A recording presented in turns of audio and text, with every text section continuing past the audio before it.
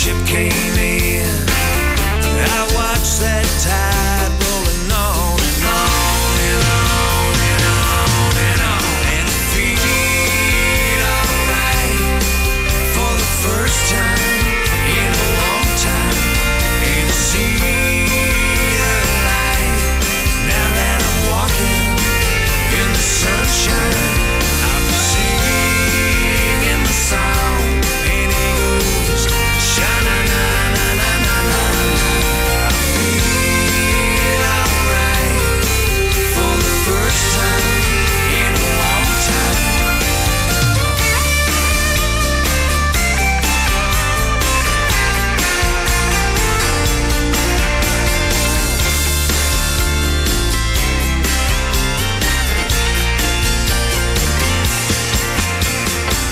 It took a while for me to see what everybody knew but me. I don't care where you are tonight, 'cause I feel alright for the first time in a long time, and see the light now that I'm walking in the sunshine.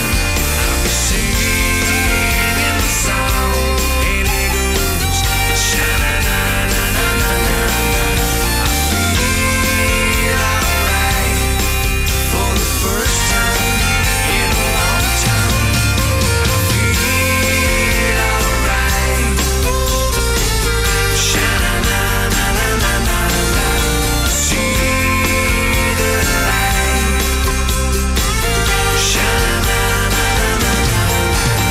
First time. Boston Pizza's Fort McMurray Giants baseball on Country 93.3. This is the Micro-Age Computer and Telecom pregame show, celebrating 25 years of being your trusted business technology partner. It's Boston Pizza's Fort McMurray Giants baseball on Country 93.3. We're at Shell Place tonight for the Canada Day game. Melville Millionaires in town to take on the Fort McMurray Giants. I'm James Anthony on Country 93.3. I got Ben Madigan next to me. Hey, Ben, what's up? Not much, man. Looking forward to a very exciting baseball game here on Canada Day. It's a beautiful day at Shell Place, and we're expecting a decent crowd to come out to support the Giants. I was told it was sold out. Now, I'm not sure because, do you believe everything you hear, right? Because I just heard from somebody that has no official pull with the Giants, right? So I'm not sure about that, but we are expecting a big crowd for sure. Tonight's pitching matchup, Noah Freemuth going for the Melville Millionaires against Nick Cardinal of the Fort McMurray Giants. Let's talk about Noah Freemuth real quick here from Melville. Noah's actually 0-0. He's got the ERA of 4.20. He's a relief pitcher that they're throwing out on the mound against the Giants. And for the Giants, Nick Cardinal going, and Cardinal's been sharp this year. He's 1-1. He's got an ERA of 2.15. So 2.15 ERA is very, very low and very, very good. So I would expect a real good start from Cardinal tonight. It's been a tough season for the Giants this year, James, but one of the bright spots has been their starting pitching, and you can look no further than Nick Cardinal. He's been lights out all season long for the Giants. It's just been the bullpen and the offense that's been struggling to help out those starting pitchers, and that's an issue that the Giants staff knows about and something that they've been trying to correct, and of course they look to do that here tonight against Melville to get a big home win and a big win on Canada Day. So we caught up with the head coach of the Giants pre-game here, and we'll hear from him very, very soon here on Country 93.3. But he did mention that that Cardinal was expecting to have a real sharp day today. I look forward to seeing him. I haven't seen Cardinal pitch live yet this year, but he did mention the starting pitching was sharp too. Some would argue, the Giants have had some real difficult games where the score's been run up on them a lot. But hopefully this is definitely not something we hope that happens on Canada Day here. They've had it rough. They've had some rough luck too. I was talking with Taylor Pope, who usually does the play-by-play here, and he was telling me it's unreal some of the luck they've had so far this year, including coming off a game where a perfect game was just pitched against them by the Edmonton Prospects pitcher on Friday night there. So at any level of baseball, but especially here in the WNBL, where you don't expect the pitchers to have that much control to consistently find the strike zone and not walk a player, to see a perfect game being pitched, I mean, what do you say about that? That's just something that I think no matter what team you are, you just have to appreciate what you just witnessed there, because it's not something you're going to see very often. No. But to go back to your point, James, yeah, they've had some unlucky bounces. They've had some calls that didn't quite go their way that cost them games. Unfortunately, that's sports. You can't dwell on it. You just got to try and approach the next game. We're about the midway point now in this season. Not a whole lot of games left, and the Giants definitely have some work to do if they're going to make it to the postseason this year. So we look at Melville coming in, Ben, and they're, I wouldn't say beat up, but they're tired. They've played a lot of games in a row. You can tell by just the fact that who their starting pitcher is tonight. It's a relief pitcher because their starters have thrown a lot of innings lately, and they're very tired. And speaking to that, the Giants, after having the perfect game just thrown against them, are going to come out angry on offense. They got a relief pitcher on the mound for the other team. I would predict this should be an offensive showcase for the Giants. I've been wrong a million times before, but hopefully I'm right on this case.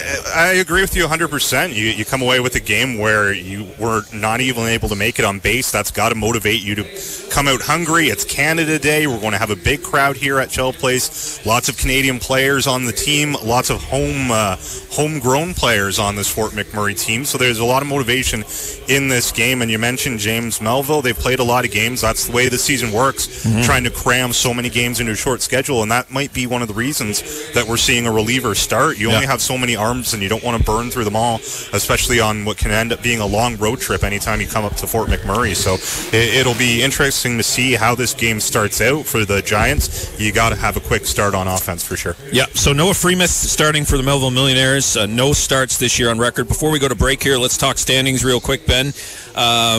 In the West Division that houses the Giants, they are actually within range of a playoff spot still.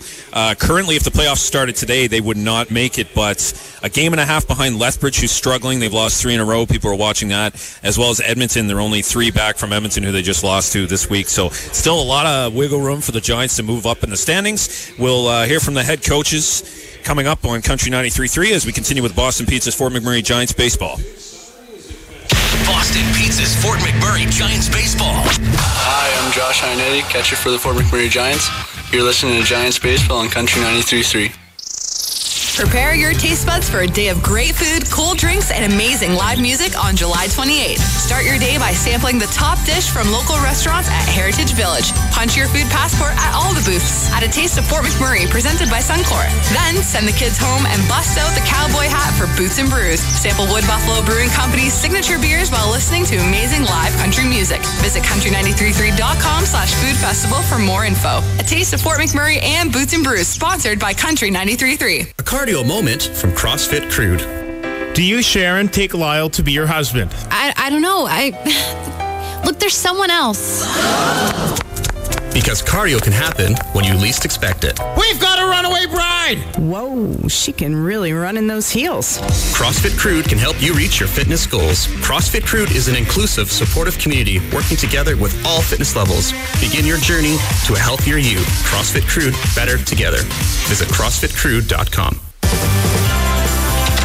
Ugh, the mall was an absolute zoo today. I don't even know why I bothered going there. Ever since I started shopping at TSC.ca, I rarely go to the mall anymore. Really? Yep. TSC has all the brands and products I love, like this KitchenAid blender, this Curtis Stone cookware set. I even have a new Dyson vacuum being delivered tomorrow. And it's all from the comfort of home. Wow, now you're talking. Hey, does that blender make healthy smoothies? Sure does. Today will surprise you at TSC.ca. Today's shopping choice.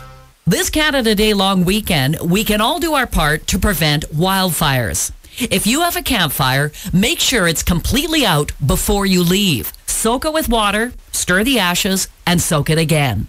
Off-highway vehicles can also start wildfires. So take the time to knock off debris and keep your machine clean. Remember to check albertafirebans.ca before you head out for the latest fire ban information. A message from the Government of Alberta. She has my smile. She has her father's freckles. She has my mannerisms. The way she rubs the back of her neck when she's really worried. She has his beautiful pale blue eyes. She has my oxycodone. Some things should never be passed down. Lock up or turn in your prescription drugs. Learn more and find drop-off locations at secureyourmeds.ca. A message from Drug Free Kids Canada. Your phone has opened up a whole new world where you get anything you want, whenever you want, even your favorite radio station. The Radio Player Canada app gives you access to over 500 radio stations from across Canada, like Country 93.3. Take your favorite radio station anywhere. Available on Amazon Echo, Google Home, Google Chromecast, Sonos, Apple CarPlay, and Android Auto. Canada's best radio stations are all in one place. The Radio Player Canada app. It's where Canadian radio plays. Download it now, wherever you get your apps. The sun is rising again in Canada, and people will throw around the word super for things that are just okay. We'll tell Kevin he's super funny, but his dad jokes are a 6 out of 10 at best. At Real Canadian Superstore, super is oranges that gush like the Mackenzie River, toasters that glow like a setting sun, and enough money in your wallet for a new wallet that'll fit more money. Real Canadian Superstore. Truly super. Think of all the moments that bring us together. Early morning practices, late night games, big events, and small gatherings. Celebrations of love and of life. We can enjoy our moments together because Canada's veterans had the courage to risk their own.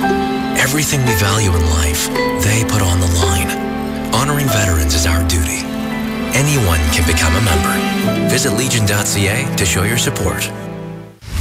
Boston Pizza's Fort McMurray Giants baseball on Country 93.3. Now it's time to speak with the coaching staff of the Fort McMurray Giants.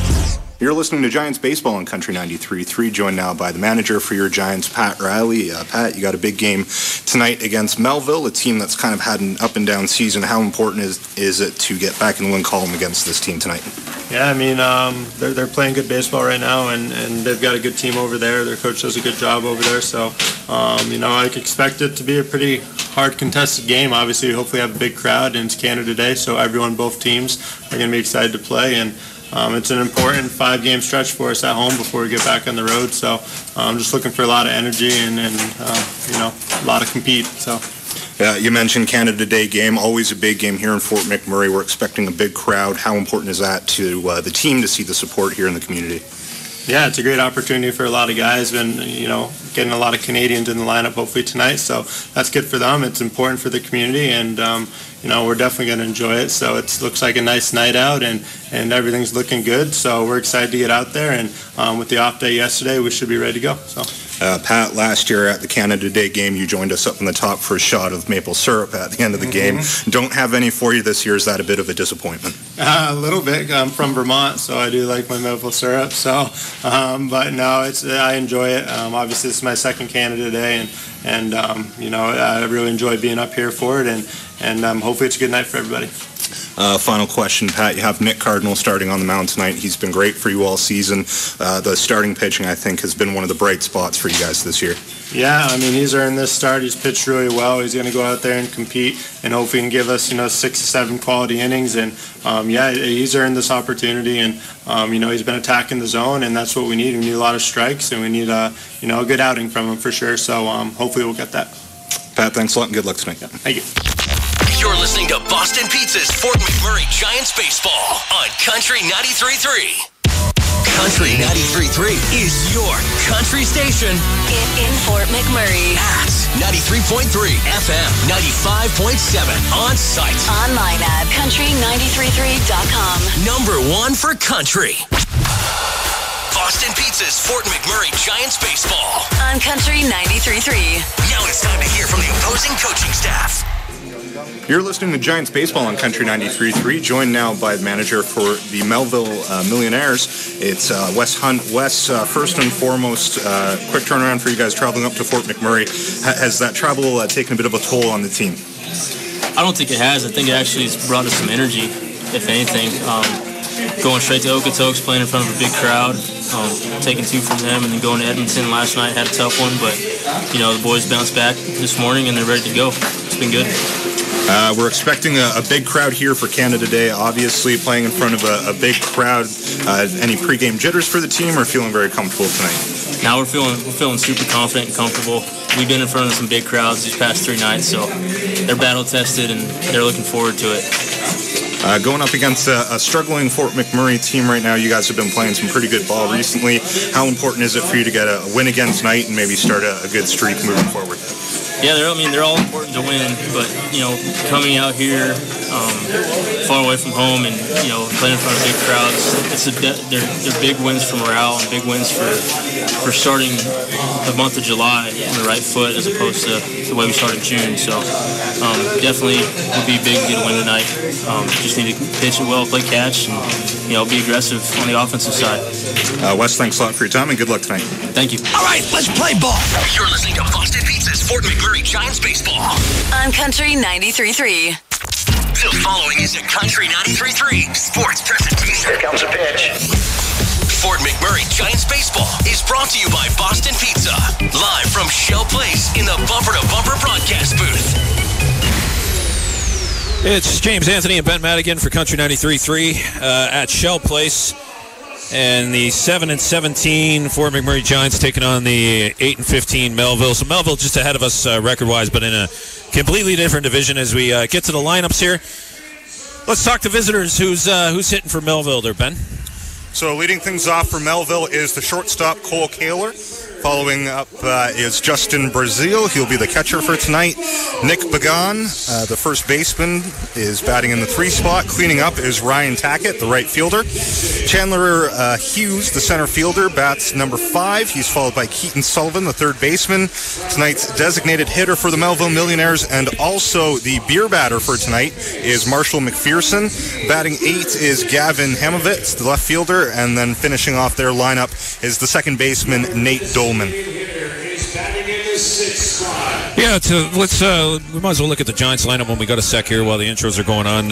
Leading off for the Giants tonight's going to be John Laschiavo in center field. Chris Panzarella, the shortstop, will bat second. Mike Bose in left field, he'll bat third. Jonathan Lindo, the catcher, will bat cleanup. Fifth for the Giants, Drew Dickerson at second base. The DH is Josh Ionetti tonight. At first base, it's Zach Coronius. And at third base, BJ Minnerson, and at right field, Jordan Stickler. So there you go. Nick Cardinal's the starting pitcher for the Fort McMurray Giants tonight. That batting order brought to you by Home Hardware. The experts always willing to teach you. Here's how. Jordan Stickler. Pre-game festivities going on here at Shell Place for the Canada Day game as it starts to pack up here. Got myself some food there earlier, which is, they really improved, I think, the food selection here at the Giants games this year. Big time. It's been one of the bright spots here for the Giants. Lots of food available here. Wing Wednesday, of course, has been a great success, and it's a perfect way to spend your Canada Day afternoon here at Shell Place. All right, we're going to bring in the Canada National Anthem here for you on Country 93.3. They call out the owner of Bumper to Bumper, who is a huge supporter of the Fort McMurray Giants, including towing our sign today at the Canada Day Parade, Keith Singer, to throw out our first pitch.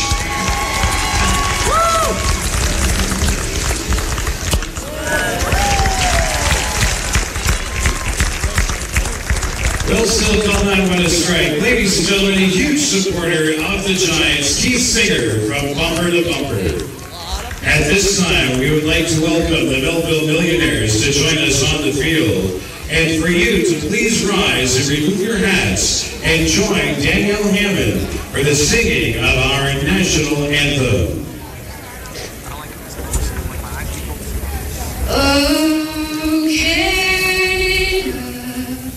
Our home and native land, true patriot love, and all of us command. With glowing hearts we sing.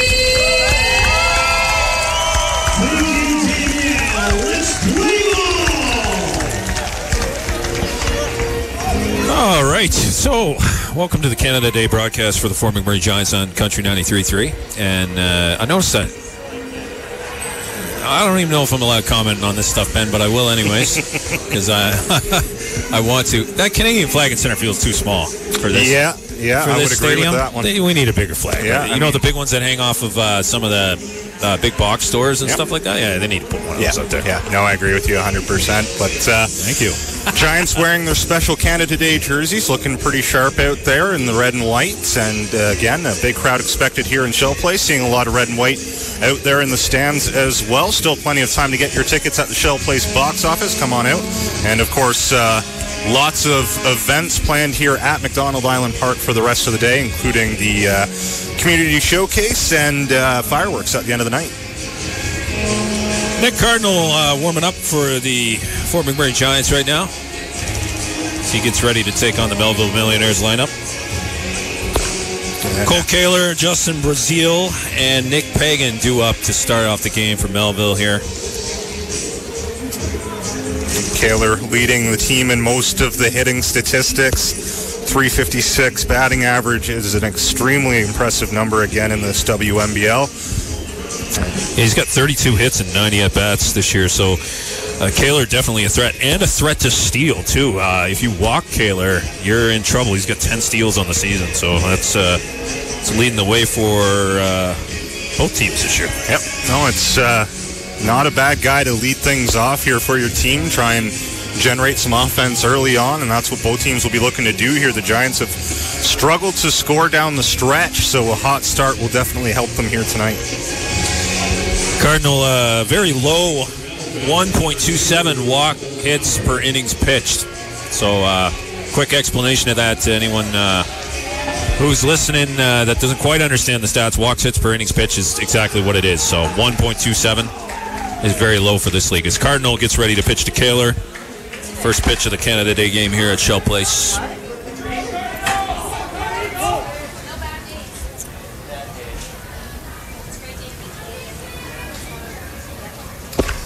He starts it off right with a strike, right down the center of the plate.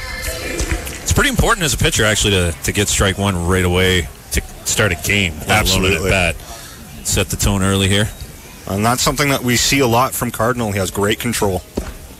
It looks good. Strike two. There you go. He's up 0-2 on Kaler right away. So Kaler back on his heels a little bit to kick off the game. And I think that's something, James, you have to do against a guy who's statistically done so well at the plate. You got to go out there and challenge him. Yeah, get ahead of him. You're right. Here's the pitch. It's cracked to left center, and it looks like it is, it's down. Some trouble in left field as he will advance to second base with a leadoff double. I'm not sure if the bobble by Bose out in left field there might have given him that extra base. What do you think? I mean, it was close. He did have to slide coming in. He beat the throw cleanly, but the bobble definitely didn't help, and that was a very well-placed shot into shallow left to center field there to help Kaler, get on base after two strikes go by him. So that's not a good start to the game after two good first pitches. You got a runner in scoring position already. Catcher Justin Brazil at the plate for Melville steps in.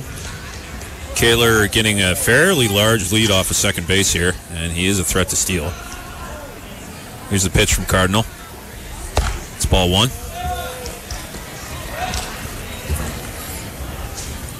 That's definitely a tough spot for a pitcher early in the game to have a guy that you know will steal behind you at second. Got to pay attention to him. Well, that's kind of a loss for Cardinal there with the 0-2 count, giving up a double. I don't think it's the pitch he wanted to throw as he throws ball two to Brazil. Mm-hmm. Definitely not the pitch he wanted to throw to Kaler there on 0-2. He's behind 2-0 right now.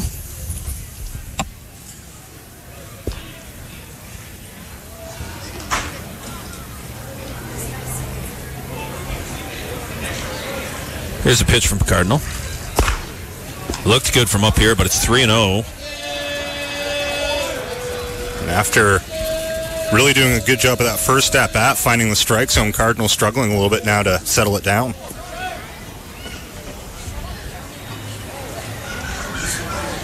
There's the 3-0. Looks good, yeah. It's strike one. So back in the count a little bit here. 3-1 to Justin Braziel. First baseman Nick Pagan on deck.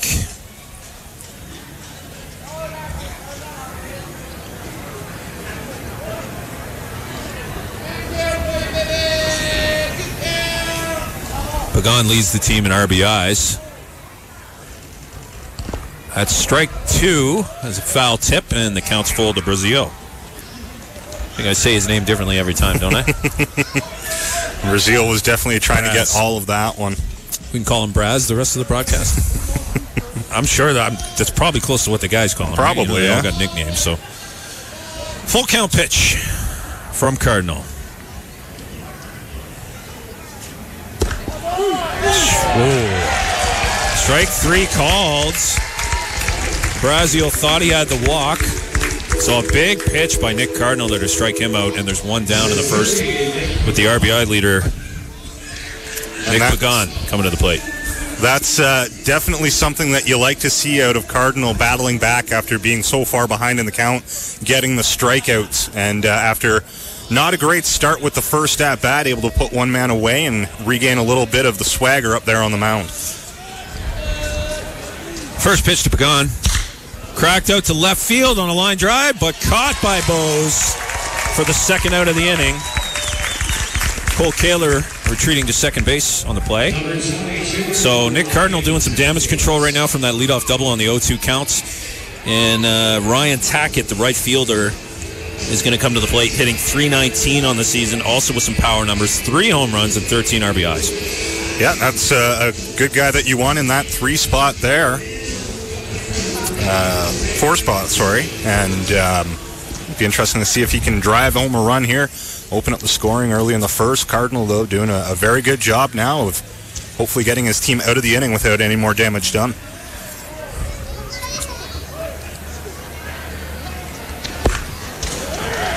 Ball one to Tackett as he falls behind again. 2 left-handed hitters hitting pretty sharp line drives opposite field off Cardinal would either suggest that they are behind on his pitches or they are just having some good pieces of hitting. Hard to tell from up here what's going on down there. But both shots, solid contact, and you're right, James. Both of them landing in about the same area of the field. Bose able to get on his horse and get under that last one, and that's something that you'll see from this Giants outfield is a lot of speed. There's the 1-0. They're going to appeal to third on a check swing. I got to be honest with you, I don't even see the umpire over there. Oh, well, he's standing in the middle of the field, so how is he going to know? Why would the home plate ump appeal to third when the third place umpire is over at second? It's going to be ball 2, though, when it's all said and done. There goes Kaler to third, the throw, and he's there. Kaler's got a stolen base as he uses his speed to his advantage, and there's a runner on third with 2 outs. Looks to be a little shaken up on the slide in, but we see the speed there that makes him such a dangerous base runner. And you knew with that leadoff that he had from second, James, that at some point he was going to go. You got to take a shot early in the ballgame like this, especially when you're pretty close to surrendering offense. Yeah, I got to tell you though, I don't understand that stolen base a little bit with 2 outs. Getting to third wouldn't make too much of a difference. So a bit of a gamble by Kaler, in my opinion, Ben. Anyway, yeah. I'm not saying I'm right, but Tackett's got a 2-0 count. Here's a pitch from Cardinal, and that's outside for ball 3. Cardinal might just pitch around Tackett here to get to Chandler Hughes, the 5th hitter, because Tackett's got some higher power numbers and RBI numbers than the number 5 hitter does here on Melville's. Again, we're seeing a very aggressive leadoff from Kaler at third base. Ball 4 is way out of the zone. So I'm going to go out on a limb and say Cardinal was pitching around him at that time when he fell behind. And that's not a bad play to do in baseball anyway. So we'll see how he can do against Chandler Hughes, the center fielder, who's up next.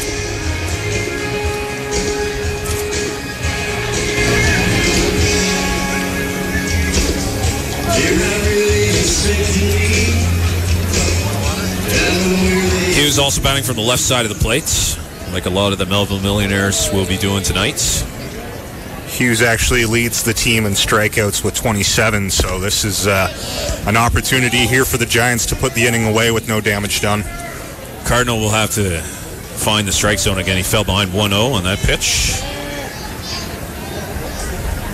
This is the guy he wants to get right here to get out of this inning. Yeah. As the Giants try to avoid another rough start. The pitch is outside. It's 2-0 now. Also Tackett playing games and dancing off of first base a little bit there, trying to get Cardinal's head. Cardinal not too concerned with Tackett. With 2 outs, you just want to concentrate on Hughes at the plate here. Here's the 2-0, and that's way out of the zone as well, 3-0. Cardinal continuing to struggle now with his command. And that's not a very good sign early in this baseball game. He really needs to get that control back because as we've seen in this season, the Giants bullpen has struggled and you don't want to have to make an early pitching change for the team.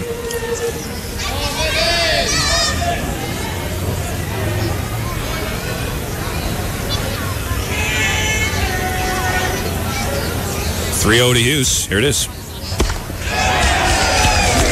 Hughes swings through it for strike 1 on a pitch that was ball 4. So a very surprising swing.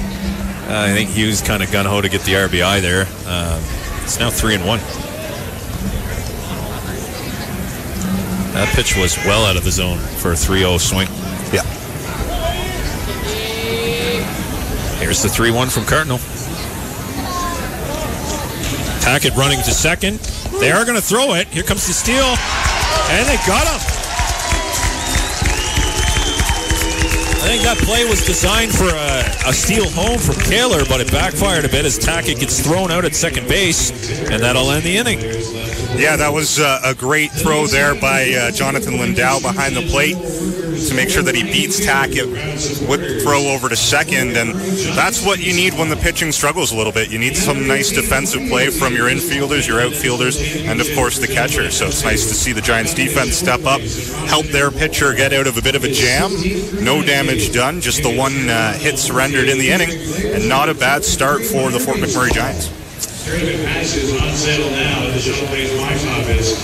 It's Boston Pizza's Fort McMurray Giants baseball on Country 93.3, and I think we're staying right here with you as we get ready to see the Giants take the plate. John Laschiavo will lead it off, center field. Chris Panzarella, the shortstop, and then Mike Bowes, the left fielder. So we'll see those 3 guys come up, hopefully some more. Ben, I got to tell you, that's a couple questionable moves by Melville in the top of the first there. They're showing some aggression, but it just didn't work out for them. Yeah, but I think that's one of the things that you're going to see with teams like Melville, like Fort McMurray that are struggling and need to generate some wins. You got to start playing a little more aggressive. You got to start taking some risks. It's a very short season here in the WNBL. We're already at roughly the midway point of the year, so you got to start putting together as many wins as you can because there is not a whole lot of baseball left to be played. Noah Freemuth of Melville has thrown in 9 games this year, all in relief. Yeah, and that's another example of just trying to make the most of a situation, starting the game with a relief pitcher. You really have no idea how long he's going to be able to hold up and how well he'll be able to hold up for that period of time. So this might be an opportunity for the Giants to take advantage of, and if it is, you have to make the most of it. Noah Freemuth is a hard thrower and is a strikeout power pitcher. If you had to categorize him, he's got 17 Ks on the season. We get ready to see the Giants head to the plate, the bottom of the first here at Shell Place. Laschiavo, 298 batting average. He's got 25 hits and 11 RBIs on the season.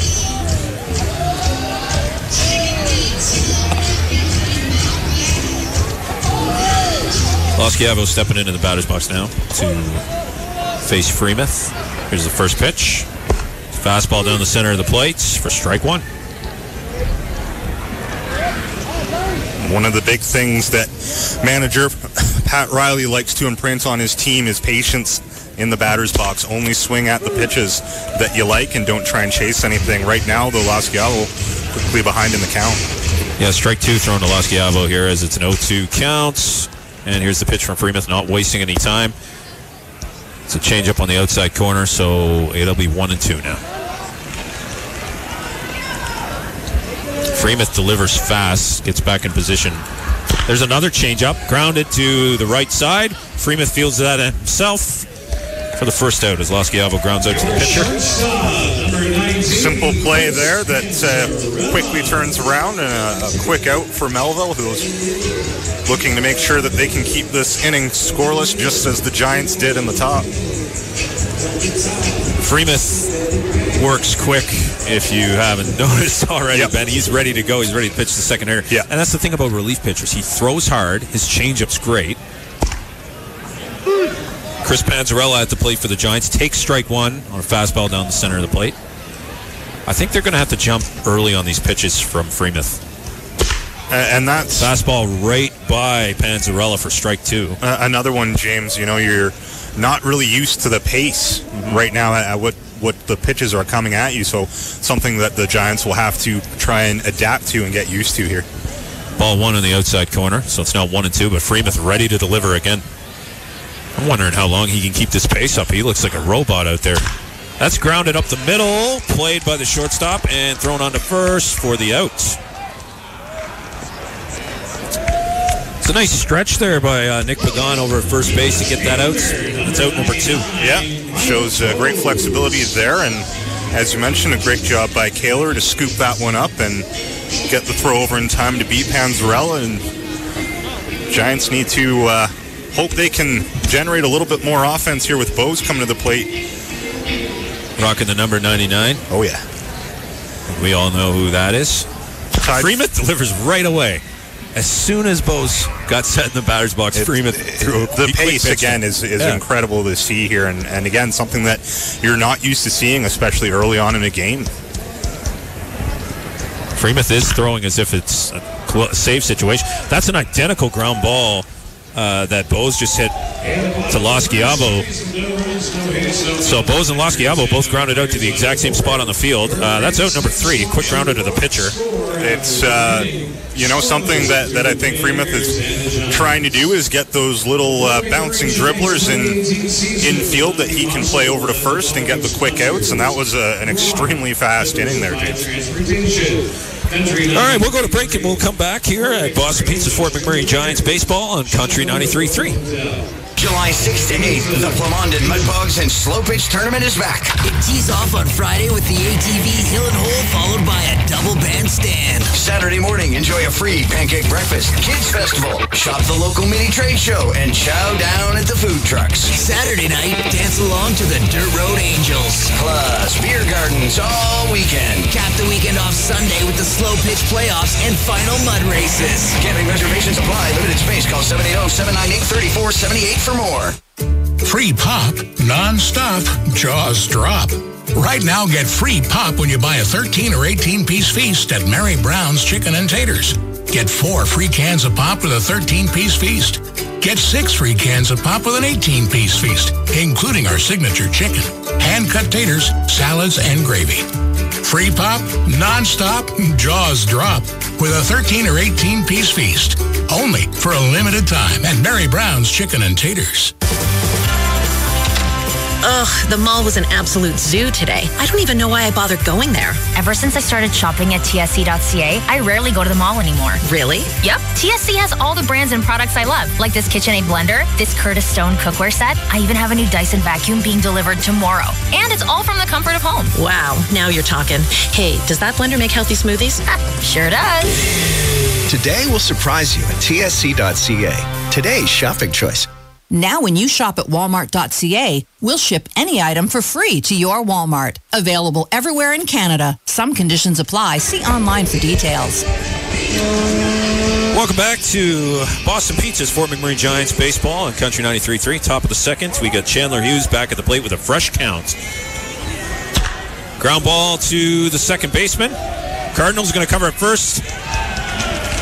just barely do they get the out. Good job by Cardinal to keep his feet over there. Great job by Cardinal to keep his feet over there, but also to read the play and get over there in time. He sees that it's a kind of a choice between the second baseman, first baseman. Both of them try to make the play, which leaves no one at first base. So Cardinal recognizes it and gets over there. Great sight lines up here in the bumper-to-bumper broadcast booth. Bumper-to-bumper with two locations, one in Gregoire and one in Thickwood. Third baseman Keaton Sullivan at the plate. Here's the pitch. He swings at the first one. It's a weak grounder to the left side. Foul ball. So that was a big out for Cardinal to get an out on the first pitch coming back out. He needs to kind of match the speed of Freemuth, I think, if they want to stay in this game. He can't have messy, long innings or it's going to backfire on the Giants pretty quick. Well, and again, you want to make sure that you can keep Cardinal in the game as long as possible, so you don't want to get him too high in the pitch count. Sullivan lines it out to center field, and that's out number 2. John Moschiavo easily making that catch. 2 down. And again, some nice quick work there by Cardinal to continue to get this team back onto offense. We now have Marshall McPherson, the designated hitter, coming to the plate, and he is tonight's beer batter. Explain to me what that means. I'm new here. The beer batter is a new idea that the Giants brought in this season, that if the beer batter doesn't make it to first base at any at-bat, there will be a special sale on beer for the rest of the inning. And of course, part of it is to try and get the crowd involved a little bit, get the jeers going, try and get under his skin a little bit. McPherson ahead, though, 1-0. Here's the pitch. Grounded foul, so it's 1-1. So right now, you're telling me that if McPherson doesn't reach first, beer's on sale for the rest of the second inning. Yes. Correct? It could be big. It's always a fun one when... so some boos are going to rain down if he reaches first, then you're big saying. Time. Yeah, and some cheers are going to erupt if he doesn't. It's a hot day. It is. A lot of people want beer. 1-1. That pitch is way out of the zone. It is 2-1. Looks like Cardinal there tried almost an eephus pitch. Baseball fans know what I'm talking about by that. That was even slower than a changeup, but it didn't fool anyone, and it was well out of the zone. Here's the 2-1 to McPherson. It is a changeup. It's popped up, and it's out of play for a 2-2 count. Fans of this game, Ben, they get to keep the baseballs on the fouls? Or they're encouraged to return them for a prize that the Giants will then give away. I don't know about that. I got to be honest with you. I used to go to games like at this level when I was a kid, and they'd want the baseballs back? No way. Kids like keeping them. Adults will return them, though, most likely. Okay, we got a 2-2 count on McPherson with 2 outs. Here's the pitch from Cardinal. It is swung at, but a foul tip that the catcher cannot hang on to, so we're looking at a 2-2 count still. Really starting to fill up here at Shell Place. Lots of people making their way down, and again, lots of red and white in the crowd, which is great to see. Even a few of the Canada Day jerseys from last year's Canada Day game, which were very, very sharp. The 2-2 swung on a miss as Cardinal throws a bit of a hand gesture up as if he's sick and tired of seeing the Melville hitters at the plate. Also probably an acknowledgement to the crowd that he just got them a beer discount, I would say, if he's even aware of what's going on. Nice to see him finish the inning with a strikeout, his second of the game so far. And again, James, quick inning for Cardinal. They're able to get his team back on offense. Of course, the Giants going 3 up, 3 down last inning. So hopefully we can see a little bit more offense starting to be generated here. You got popcorn stuck in your throat or a little cough? Might I say, I'll be the one coughing later, no problem. I'm wondering, I've been around baseball a lot of years, Ben, and I'm wondering with Freemuth, with the pace he's putting out right now, the reliever pace, he's throwing like a closer right now to start a game. And I am curious to see how long he can keep this up. Yeah. And I know for a fact if he stays out of trouble, Melville's going to leave him in. We're going to see what happens here. So far, that's exactly what he's done. He's not been in any trouble whatsoever, so there's no question that you're going to keep him in as long as you can. It's just, I agree with you, James, how long can he keep this pace up, and when will he maybe start to break down a little bit, because it's such a quick pace that you're seeing, and as you mentioned, he throws hard. as well. So it's just going to be how long can he not only keep it up, but keep the control there that he's been showing off.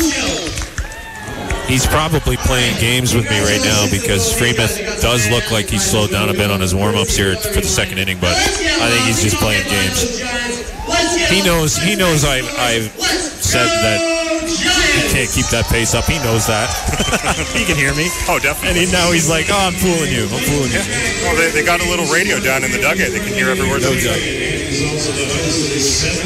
James Anthony. He's Ben Madigan. Welcome to Giants Baseball on Country 93.3.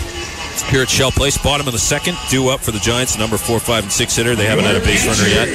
Jonathan Lindo, the catcher, coming to the plate right now. He had a great defensive play there to beat out a attempt to steal second in the first inning. Strike one to Lindo. Yeah, that was a great throw and a gutsy one with Taylor coming down the line to try to steal home on the same play. Yeah. Lindo fouls it back out of the stadium. It's well over the roof, so that'll be strike two as Freemuth continues to get ahead on these hitters.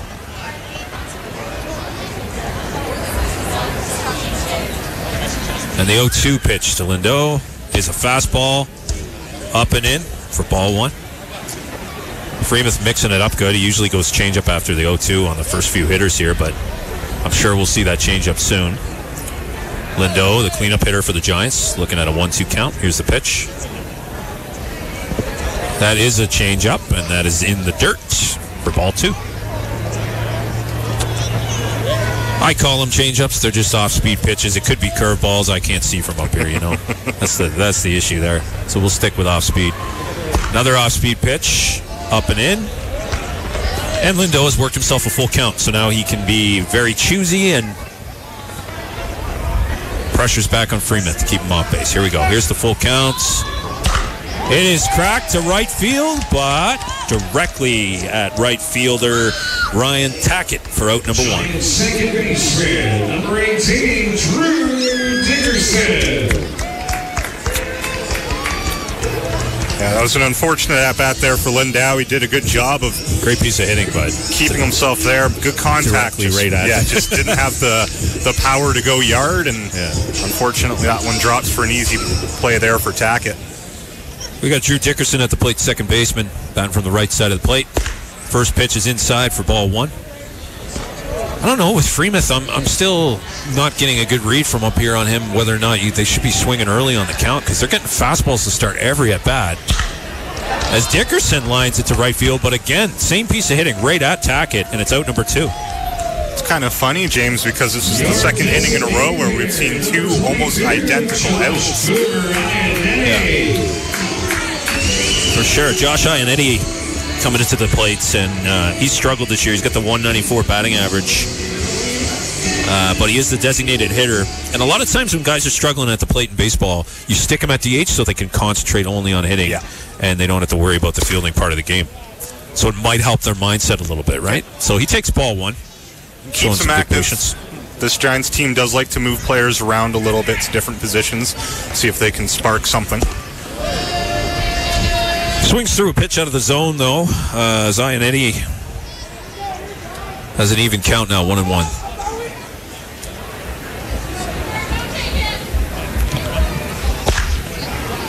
Right down the middle. Ionetti taking a fastball, so it's now 1-2 as he falls behind. Freemuth ready again. Here's the 1-2. Ionetti lines it hard down the left field side, but it is foul. Had he been able to keep that straight, it would have been trouble for Melville. Big time. As you mentioned, he was ready for the fastball from Freemuth that time, and he was way ahead of it. He got great contact on that ball. That was a rocket coming off his bat. Here's the 1-2 from Freemuth. It is well off speed. Ionetti, grounder soft to third base. He's unable to run it out. That's out number 3. And the bottom of the second, the Giants of the rest of Freemuth keeping the Giants off the bases and well ahead of them in counts so far. He's very impressive tonight. Nick Cardinal matching it score-wise. Cardinal has struggled a bit first inning, but he got it together in the second, so we're looking forward to hopefully him continuing that. This has been a game so far, James. It's been a pitcher's duel, and that's something we've seen a lot here at Shell Place. So hopefully the bats can come alive at some point for the Giants. We're going to step away for a quick commercial break, and we'll be back with the top of the third inning. You're listening to Boston Pizza's Fort McMurray Giants Baseball on Country 93.3. Live from the Bumper to Bumper broadcast booth. Boston Pizza's Fort McMurray Giants Baseball. Hi, I'm Ryan Dunn, pitcher for the Fort McMurray Giants. You're listening to Giants Baseball on Country 93.3. It's my turn to have the kids for the holidays, Karen. You had them for Thanksgiving and Hanukkah. It's my turn. Informal parenting arrangements work well when parents are still talking to each other. We don't even celebrate Hanukkah. When they don't, there's Aurora Law Group. Resolving family issues can be stressful. Aurora Law Group fights for your rights in all areas of family law and ensures you get a fair deal down to the finest detail. Aurora Law Group, your legal team. In Timberley Landing above BMO and auroralawgroup.com. It's patio season, baby! And Fort McMurray International Airport is where you want to be this summer. Check out their new garden patio, where Famoso is serving up delicious food and drinks for lunch daily and dinner, Thursday through Sunday. While you soak up the sun, enjoy live music and cultural performances on the Aluma Safway stage. And get 3 hours free parking when you spend $10 or more. Find it all at the Fort McMurray International Airport Courtyard. And get the most out of patio season. Learn more at flyYMM.com. Fort McMurray JobShop.ca presents the world's worst boss, the one who posts jobs on huge national job sites, looking for anyone with a pulse. We'll just call him Dave. Hey, Dave, I'm here for the training session. Drop and give me 20, mister. Wait, 20 what? The company softball game is in 2 weeks, and we are not going to lose to those nerds in IT again. I thought we were being trained on core competency. Oh, we're training your core, all right. 20 burpees, go. I hate burpees. Don't work for a Dave. Find a boss you can respect. One who's looking for great and local talent at FortMcMurrayJobShop.ca. Local jobs that work. Celebrate Canada Day with 6 exciting Today Showstopper offers available all weekend. Don't miss 12 easy pay payments on these offers. Shop tsc.ca for more details. We're back at Shell Place, and before we could even get back on the air, Gavin Hemovich, the left fielder for Melville, has lined out to center field to kick it off. So great start for Cardinal here in the top of the third. Yeah, and again, as mentioned, we've had a very quick start to this game. Both pitchers doing a very good job of not only getting quick outs, but keeping their pitch counts relatively low. And, James, we have everything in front of us right now for a very, very good pitcher's duel tonight. My favorite, for sure. Nate Dolman, the second baseman at the plate. He will take ball one. It is 1-1 as we get caught up here. 0-0 at Shell Place in the top of the third. It's one of those ones where a casual fan might not appreciate the complexities of the pitcher's duel. You're not getting a lot of hits, so it might not seem as exciting, but that back and forth is definitely fun to watch. Ground ball to second base for Dolman as they throw him out easily for out number 2. Yeah, I got to tell you, I prefer pitcher's duels in baseball, but only because I was a pitcher for many years, and I definitely appreciate a well-pitched game in baseball. Baseball's about pitching, softball's about hitting. You know what I mean? Like, baseball is about pitching. You're going to win with good pitching, plain and simple. That's all there is to it in baseball. Your hitting will come along, but if you got guys that can throw the ball, wow, you got it made. And Cardinals showing off right now some great pitching skills. Yeah. He's just as sharp now as Freemuth on Melville, so I don't know which pitcher's going to show a sign of weakness first. Starts him out with a changeup. We got Cole Kaler, the shortstop, who has a stolen base already and a double at the plate. Started out with a changeup there. That was kind of rare to see Cardinal do that, but he got him for strike one. Kaler so far with the only hit for either team in the ball game, double back in the first. Here's the 0-1. It's another off-speed pitch, but it's ball one. 1-1 to Kaler, who's got a great eye and a great batting average to go with it. Yeah, he's a guy that you can tell is patient at the plate and isn't going to be chasing something that he doesn't like. Now, Kaler lined a double to left center field his first time up on an 0-2 pitch, so falling behind is not a concern as he takes another ball. It's 2-1 now. Cardinal seems to be throwing, that's 3 straight off-speed pitches to Kaler. He's avoiding the fastball because in the first at bat I noticed it was fastball, and by the third one, Kaler caught on and lined it to left. So see what happens here. It's a 2-1 pitch. It is another off-speed pitch, and it's out of the zone. 3-1. Thing about pitching, Ben, now with a 3-1 count on all off-speed pitches. Kaler's locked in, and if it's not a fastball, he's not swinging. Oh, absolutely. And this is where, Cardinal maybe not wanting to challenge him after that double in the first, but you have to go out here and challenge him a little bit. It is a fastball, but it's on the outside corner, and it's taken for ball 4. So the speediest player on Melville is once again on base. That's the second walk from Cardinal tonight. But with 2 outs, he's got a real shot at getting out of this. Look for Kaler to steal second to get into scoring position with 2 outs here, Ben. Yeah, you mentioned the speed. We had a great view of that earlier in the first. Very, very quick base runner is Kaler, and even more importantly, James, not afraid to take that risk and go. Catcher Justin Braziel. How do you say his name? You got to correct me on this because I've been saying it different every time. They picked off Kaler as we were talking at first base. He let off too far. Cardinal, aware of that, spins around and throws it, and that's out number 3. Wow. Great job there.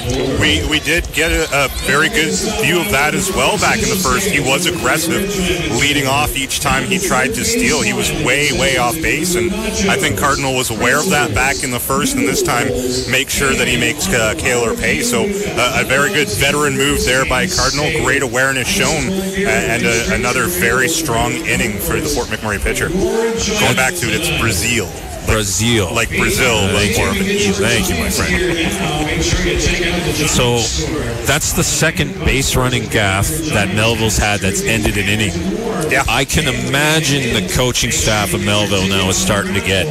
What happens is they're going to be a little more hesitant on the base pads. Well, you have. And that's a great thing for the Giants now. You can't be making these mistakes with the base running, and as you mentioned, not just forcing an out but ending the inning for you. You got to try and stay at bat as long as you can. We've seen hitting is going to be at a premium in this game, so anytime you have someone on base, you got to do your best to keep them there. And I agree with you, James. I think you're going to see them start to be a little more conservative with attempts to steal.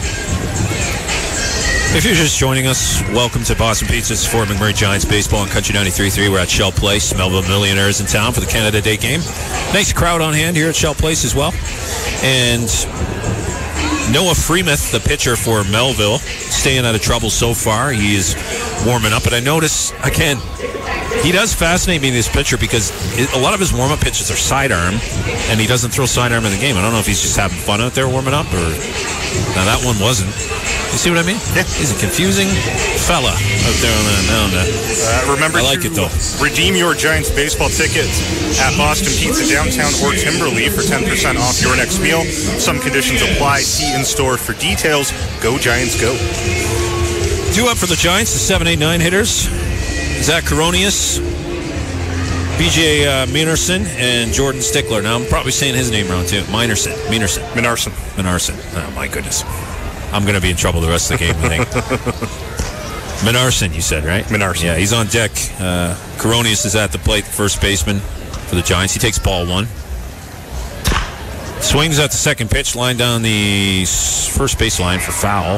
It's 1-1. Noah Freemuth falls behind in the count for the first time and then bounces right back with a strike. So he's in the zone tonight. Both pitchers are. Yeah. This could be one of those 1-0 games. I know offensive fans don't want to hear it, but it could be. As long as it's 1-0 for the Giants at the end, I think Fort McMurray will be okay with it. Strike 2 down the middle to Coronius. So Freemuth again is ahead of another Giants hitter. 1-2. Fastball down the center of the plate. Looked like it. Outside corner, though. Ball 2. Freemuth ready to pitch again. Doesn't waste any time, Ben. It's 2-2. Off-speed pitch, fouled off. Still 2-2. And that's a good job there by Coronius to keep himself live at the plate.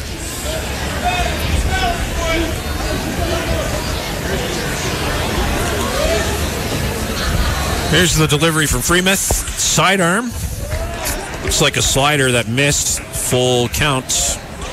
This is the first full count Freemuth had to deal with. Actually, sorry. Check that. It's the second one. Coronius fouls it off again. Staying alive. Forcing Freemuth to throw more pitches, and that's big. Freemuth used to relief appearances. So if you can go deep in the count against him, you're going to get him out of the game pretty quick. Showing good patience there at the plate. Lined directly at the second baseman for the out. Nate Dolman out there at second base didn't have to move at all, as Coronius is the first out of the inning, and Noah Freemuth has retired all 7 hitters from the Giants that he's faced so far. That's one of the easiest catches a second baseman's going to make there. As you point out, literally did not have to move, just caught the ball. BJ Munierson at the plate. I got that wrong, didn't I? He lays the bunt down, and that is going to get him to first base. Minarson.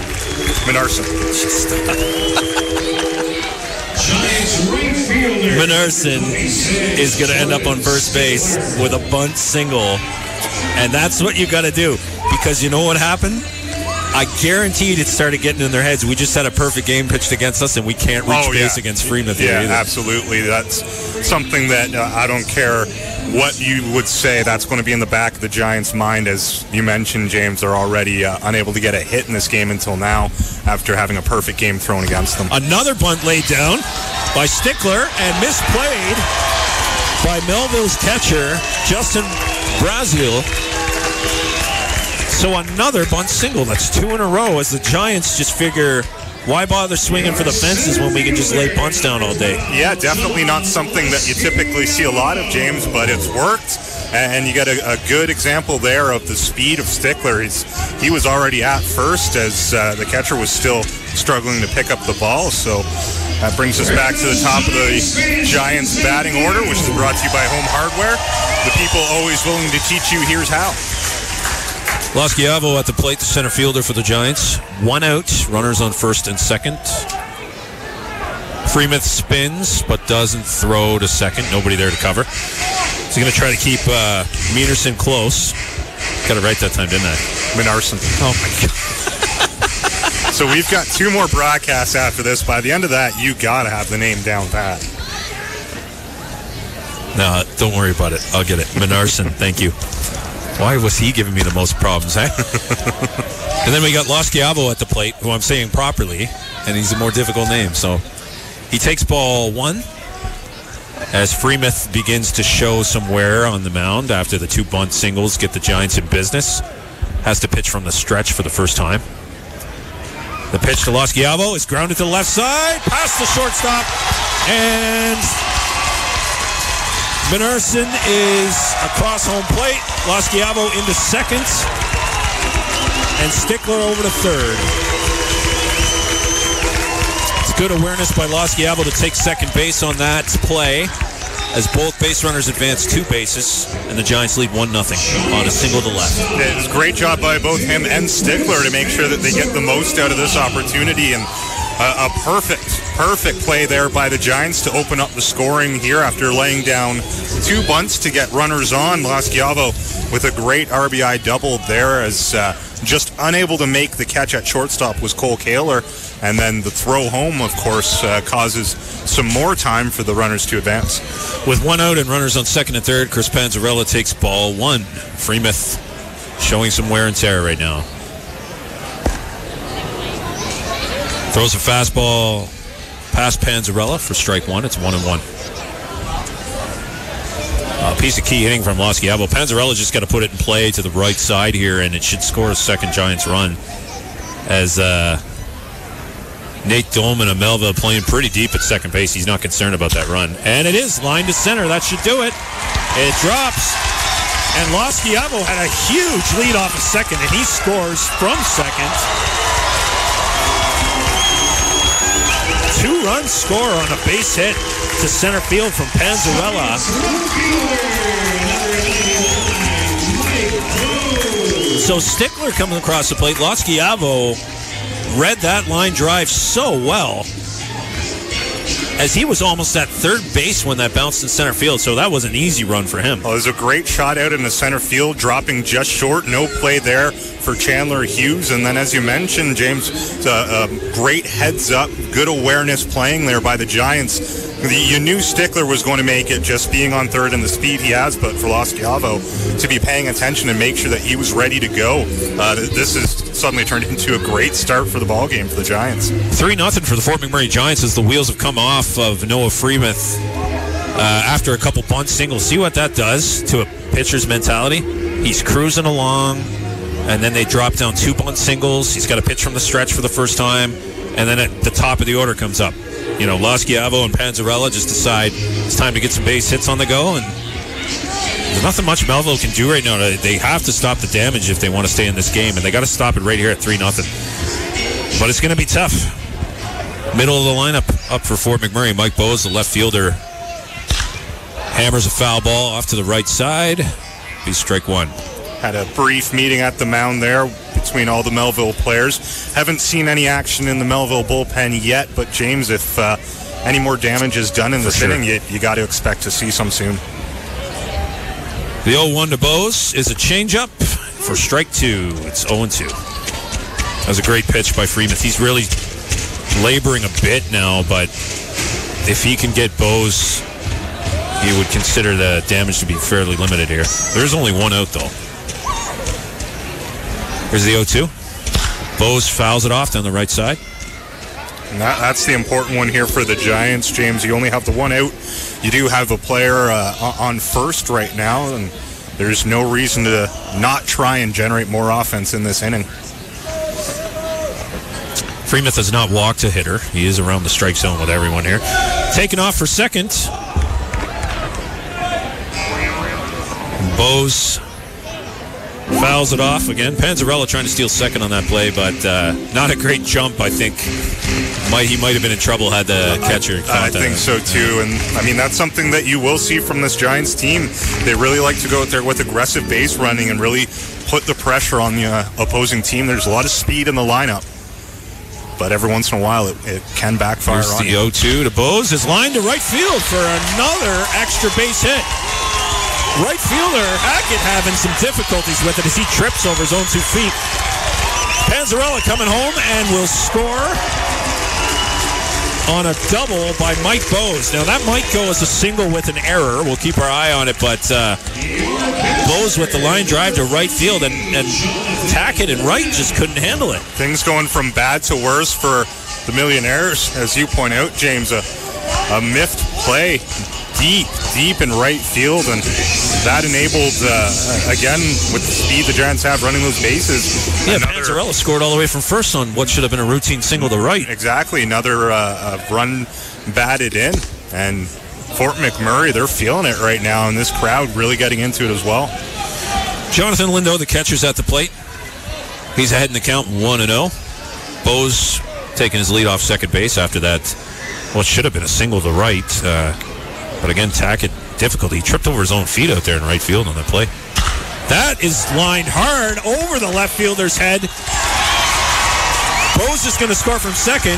Lindo on his way to second and will be in there with an RBI double. It's 5-0 for the Giants. Just an incredible inning here for Fort McMurray.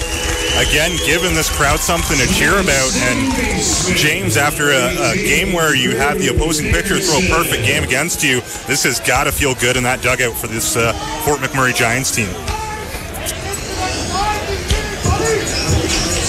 Giants with 5 runs on 6 hits, all in this inning. 6 straight Giants have reached. So Freemuth came out after pitching 2 perfect innings, got the first out, and has allowed 6 straight Giants to get hits off of him. And we still only have 1 out in this inning. The Giants can continue to do damage with a player in scoring position on second base. Yeah, Lindo's out on second. Drew Dickerson, the second baseman, steps in, and he's ahead in the count 1-0. No action in the Melville bullpen.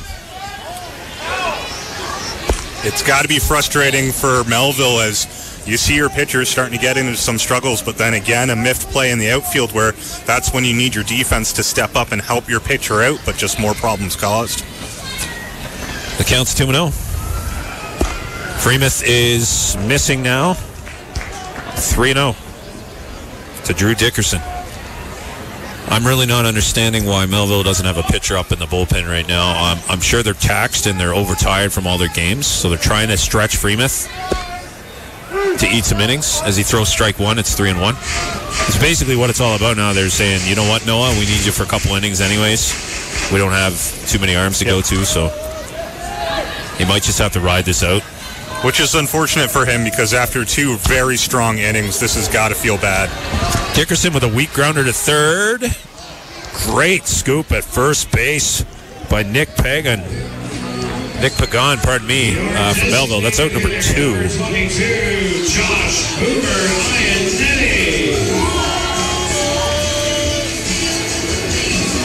So Drew Dickerson 0 for 2 on the night.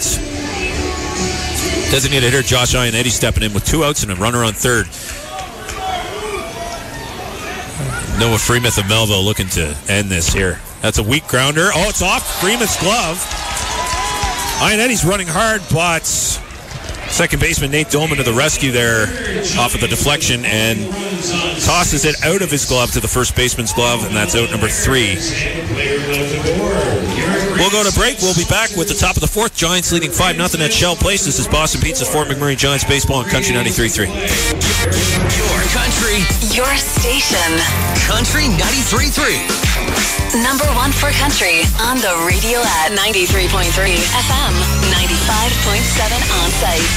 But you knew that. CJOK, Fort McMurray. Boston Pizza's Fort McMurray Giants Baseball. Hi, I'm Josh Ionetti, catcher for the Fort McMurray Giants. You're listening to Giants Baseball on Country 93.3. We're back at Shell Place. Nick Cardinal headed to the hill again. He's 1-1 with a 2.15 ERA. His ERA is lower now after the first 3 innings, holding Melville scoreless. It's 5-0 for the Fort McMurray Giants. If you're just joining us, they just put up 5 runs. Noah Freemuth cruising through 7 hitters, and then 2 bunt singles is what did in his mentality, and he wasn't the same pitcher after that. They were rocking him that inning. The 2 bunts, as you mentioned, James, open things up, and then you have 4 straight appearances to the plate where you drive a run in, and this Giants team is feeling it. This crowd is feeling it.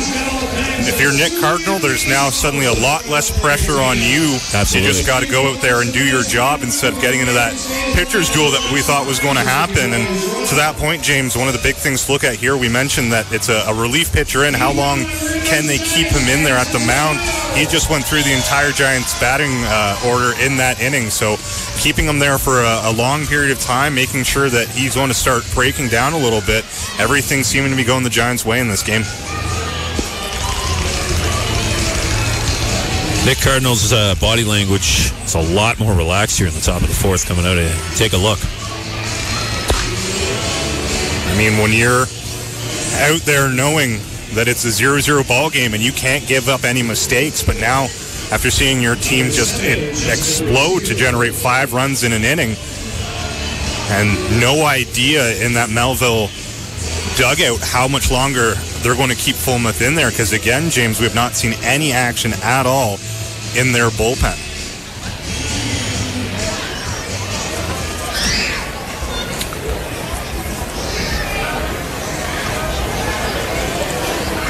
Justin Brazil, the catcher for Melville, is going to lead things off. He was up at the end of the last inning, but Cole Kaler got picked off at first. Ball 1 from Cardinal. If you're just joining us, welcome to Giants Baseball on Country 93.3. It's the top of the 4th. Giants up 5-0. Ball 2 from Cardinal as he falls behind Brazil.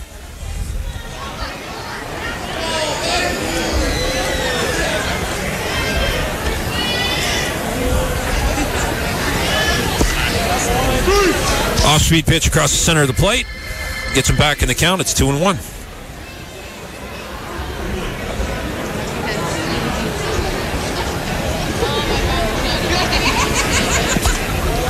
Ball's in the dirt. 3-1 to Brazil. Start the inning. Now, what Cardinal doesn't want to do, I think you know where I'm going with this, is start putting guys on base for free with a 5-0 lead. He needs to attack the zone right now and just play baseball. He needs to throw, not pitch right now at this point. He just needs to throw the ball. It's one of those ones. Go ahead. He loses Brazil to start the game, or start the inning, pardon me, and we got a runner on base with a walk. It's one of those ones, James, where, there's now suddenly a lot less pressure on him, but by no means, as you mentioned, does that mean you want to start just letting players reach base and start things off with a walk. Not the way you want to begin this inning. That being said, Cardinal still has done a very, very good job here tonight so far, and with the exception of a few small control issues here and there, we have no reason to worry right now. Nick Pagan, first baseman at the plate, takes ball 1. Pagan, the RBI leader for the Melville Millionaires. But Cardinals got some other ideas. He's looking for a ground ball out of the middle infield right now. That would take care of that leadoff walk pretty quick. Cardinal pitching from the stretch, taking his time. The 1-0 to Pagan. Looks good for strike 1. It's 1-1.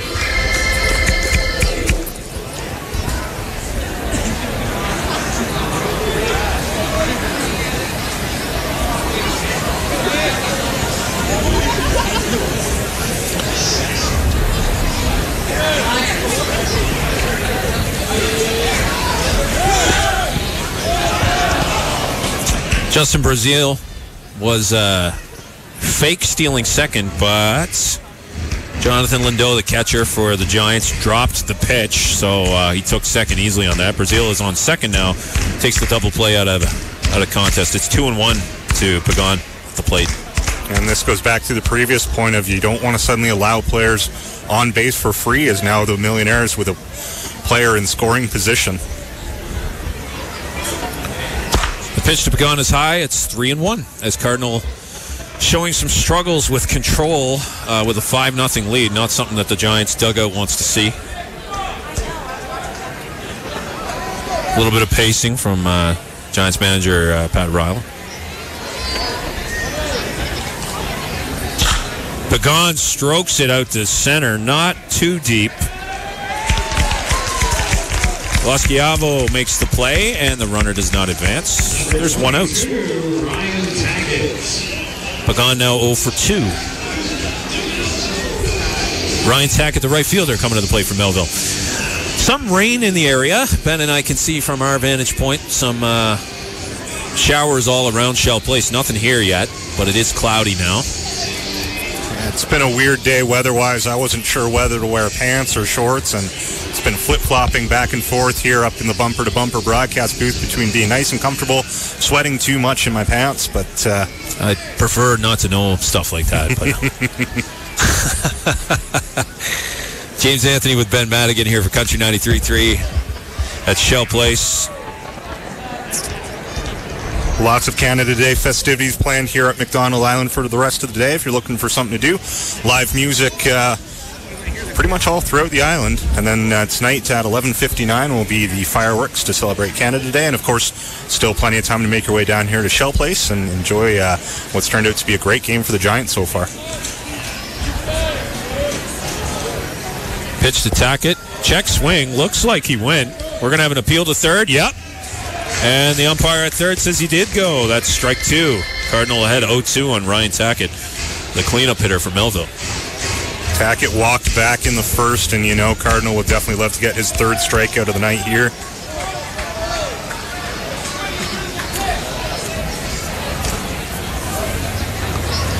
Brazil with a big lead at second, dancing off second. He's going to actually force Cardinal to step off the rubber to send him back. Shortstop and second base are very far from the base right now. That's going to allow Brazil to actually take third pretty easily if he wants to. That's the shortstop kind of creeps in, Panzarella behind him. Off-speed pitch to Tackett is ball 1. It's 1-2. Fort McMurray Giants with a 5-0 lead, putting up 5 runs in the last inning. And that's something that the Giants have struggled to do this year, James, is put up numbers. They've really had a tough time getting that offense, so it's nice to see them explode for 5 in an inning. It'd be great to see some consistency in scoring moving forward. Ball 2 to Tackett. Counts 2-2 now. These are 2 big games for the Giants to take down Melville today and tomorrow. Would be big for standings as they are in the weaker division, the West, as they try to get a playoff spot. This could go a long way. You got to take care of business against these weaker teams. Brazil at second, dancing off second with a huge lead. He's not going. Off-speed pitch, framed nicely by Jonathan Lindell behind the plate, but ump's not going for it. Full count. Ryan Tackett, as you mentioned, Ben, already walked today. He's looking for a second one. Cardinal has 3 walks already. It's only the 4th inning, so he has struggled with control. Now, he's kept the hits down, but he is allowing a lot of free passes. Here's the full count to Tackett. Tackett fouls it off down the right side, stays alive. Back to your previous point with the standings, James, it's at that point in the season now where every game does become important. Every win matters, and the Giants, hoping to make it to the postseason for the first time in their history, would go a long way for the folks here in Fort McMurray, drawing in better crowds if we had a playoff-bound team. And the playoffs definitely not out of their grasp yet, but they need to start putting together more wins.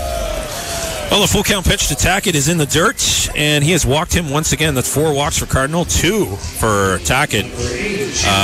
So as much as Cardinal's up 5-0 right now, he is struggling with control, and that's tough to watch because a pitcher, after giving a 5-0 cushion, who was only allowed 1 hit and is in the 4th inning, needs to buckle down and throw some strikes. Yeah, and that's going to bring a trip to the mound here, as they'll discuss and try and settle Cardinal down a little bit. As you mentioned, James, he's started this game off great. The team has a 5-0 lead, but that can disappear very quickly, and the first way that starts is when you start allowing players to safely make it on base. Had a stolen base earlier, puts a runner in scoring position for Melville. So there's 2 players on now. There's opportunities to try and turn a double play if you can get out of the inning, but you definitely don't want to give Melville any chances to score here. Center fielder Chandler Hughes for Melville coming up. He has not gone yard this year and only has 5 RBIs. Not much of a threat to go deep, but one swing of the bat from one of these boys could get Melville right back in the game. The outfielders for Fort Mac are not playing deep at all for Hughes, though. First pitch to Hughes is swung on and missed for strike 1. I am kind of, you can tell I'm kind of puzzled looking at the depth of the outfielders right now. They are not playing deep with a 5-0 lead. You think they'd want to keep everything in front of them? Yeah. They know Hughes better than me, no doubt.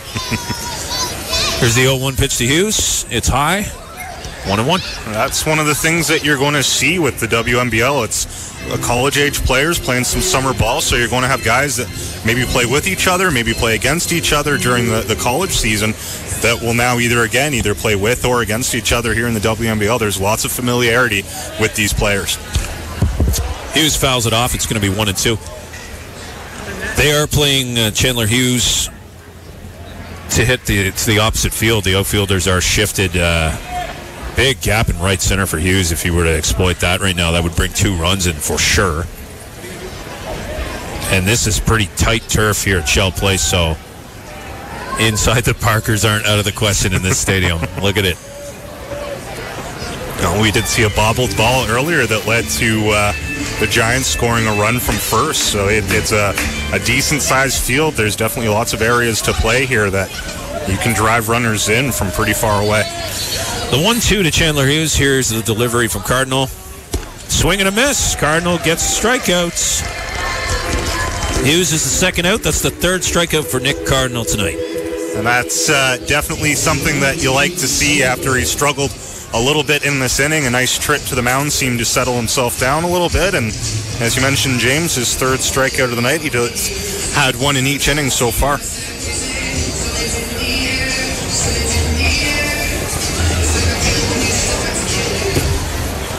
Keaton Sullivan, the 3rd baseman, stepping in batting from the right side of the plate. There's 2 outs, runner on 1st and 2nd for Melville. Both aboard on walks. That's lined right at the 3rd baseman. B.J. Minarson.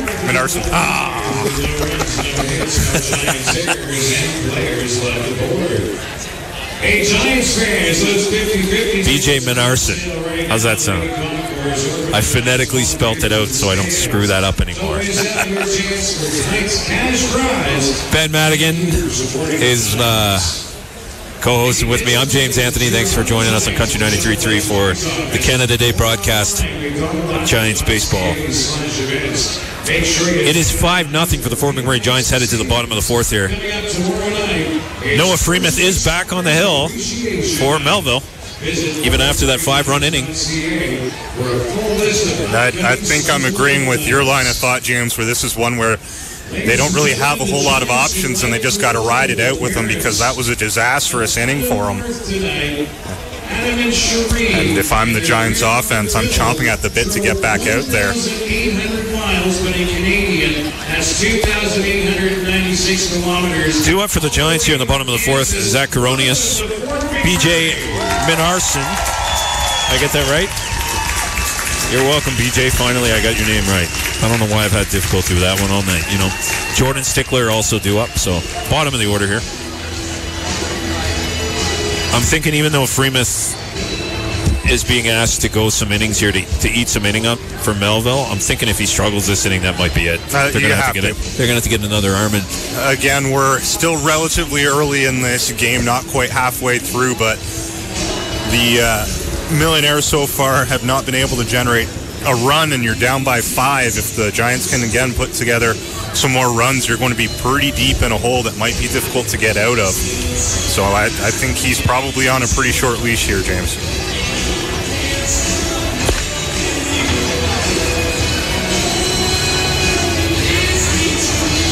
Your first baseman, number 20, Zachary Coronius.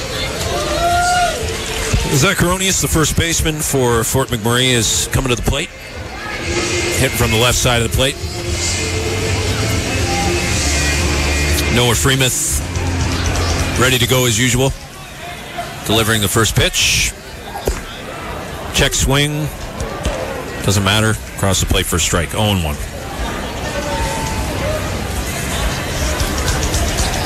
Coronius has struggled big time at the plate this year. He had a 150 average heading into the game here, and he's down 0-2 as well. He's not looking comfortable right now at the plate. No, and again, that goes back to the struggles that the Giants have had this year. The offense has not been that great. Batting has been an issue for this team. Coronius grounds out to shortstop to start the inning. It's one down. Number 6, BJ Minarson. So if Freemuth gets a quick inning here, he will be able to keep going and eat some innings for Melville. This is where it went wrong, though. BJ Minarson. Now he's saying Minarson over there. He's wrong, though. Well, I was going to say, who are you going to trust? I'm going to trust you. Jerry Neville? I'm going to trust you. Minarson is at the plate right now. He's the third baseman for the Giants. There's one down. This is where it all went wrong for Freemuth, though, last inning. Minarson comes up and hits a bunt single, runs it out. Stickler follows with a speedy bunt single after. Just off the rails after that. 5 runs scored for the Giants that inning. Freemuth is behind 2-0. And that's what I like about the bottom part of this Giants lineup, James, is you've got a lot of speed and guys that once they're on base can cause some damage. Minarson with a ground out to Cole Kaler. That's the second straight play Kaler's had to field, but he's had no difficulty at shortstop there tonight. We are seeing some activity now in the Millionaires bullpen, so even though what could turn into a pretty quick inning here for Melville, we might see a pitching change soon.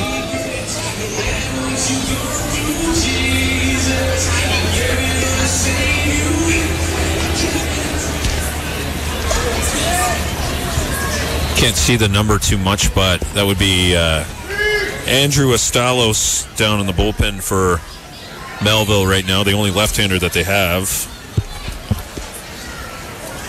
He warms up. Counts 1-0 to Stickler with 2 down. So mentioned this to you earlier, James, but look how much he likes to crowd the plate. As he's an aggressive guy, will go out there and challenge the pitcher, don't hit me. You're not afraid of getting hit by the ball. The guys who crowd the plate are really keen on getting on base. Stickler with his speed, and they're very tough to pitch to. Speaking as a former pitcher, those guys that crowd the plate, tough to see the strike zone. Oh, he bunts. It looks like it hit Stickler, but the ump didn't call it, and now the throw hits Stickler. But the umpire is calling him out on, I believe, the initial play, as I mentioned, Ben. The batter is out because it hit Stickler after he bunted. Very obvious that it did, no question about that one. Not a call that the crowd's going to like, but the right call to make. Right. So just to clarify, Stickler is not out when the ball hit him on the throw. No. Because that wouldn't matter. The hitter's in play, but Stickler is out because he bunted, and it did nick his jersey. It looked like it from up here. If we can see it from up here, I mean, the ump didn't miss it. Oh, like I said, not a call that, I think a lot of the casual fans here will even understand, let alone agree with, but no question that was the right call to make there by the home plate umpire. And a quick inning there for Melville as they now huddle together.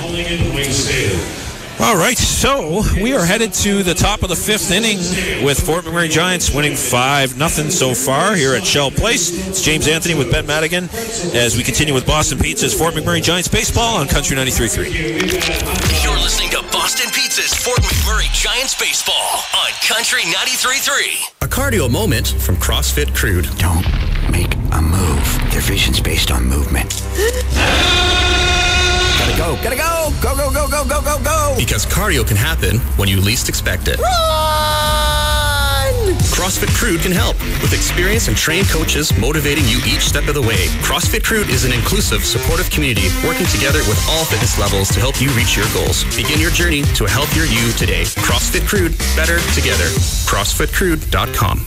In your line of business, every minute counts. Downtime on your network means losing out on a client or valuable revenue. Keep your company running at peak performance without interruption. MicroAge Computer and Telecom has a variety of preventable maintenance programs for your computer, network, and business phone systems. And have peace of mind in the event of a failure. MicroAge's backup and disaster recovery programs are designed to get you back up and running. Call MicroAge today, 780-790-6666. It's so hot. Ugh, I know. No, I mean your Giants baseball t-shirt. Where'd you get it? Did you know Bumper to Bumper is the only spot besides Shell Place to get your Giants baseball merch? Step up to the plate at Bumper to Bumper in Thickwood.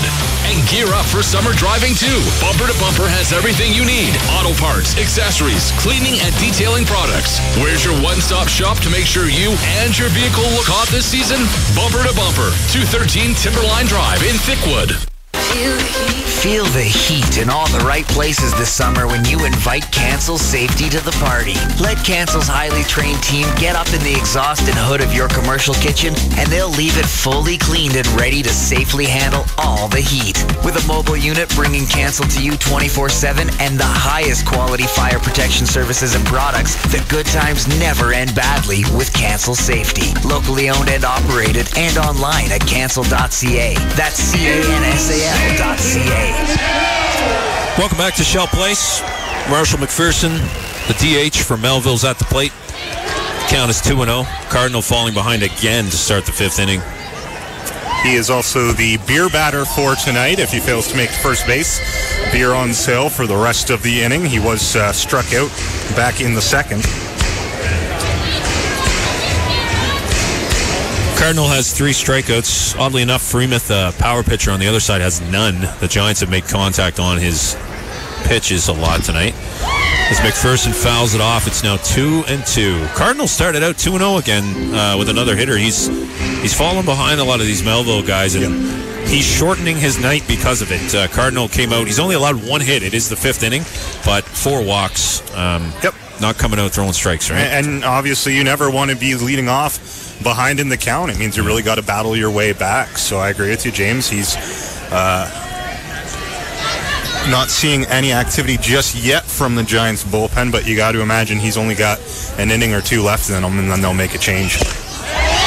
Cardinal strikes out. McPherson swinging, though, and the fans are happy as that leads off an inning, which gives them a lot of time to get some discounted beer. That beer batter, was a great idea. 2 for $10 by Dutch Iannetti. I'll be back. I'll be back. Are we allowed? Yeah. 4 strikeouts for Cardinal and 4 walks. One of the things that the Giants really wanted to focus on this season was discounted beer. Well, was the I'm missing the word for it now. The feel at the stadium, the fan experience, promotions, right? Yeah, to make sure that they have a good time when they come out here and enjoy themselves. Left fielder Gavin Hemovitz for Melville at the plate. Counts 1-1. And you see that with the updated menu, the addition of things like the beer batter. It's the 3rd season here for the Giants, and each season they try and just be a little bit better than last. Counts 2-1 to Hemovitz. Cardinal falling behind. Does look fairly comfortable on the mound right now, but he's just about finding the strike zone here with a 5-0 lead. Down and away. And Hamovich ahead in the count 3-1.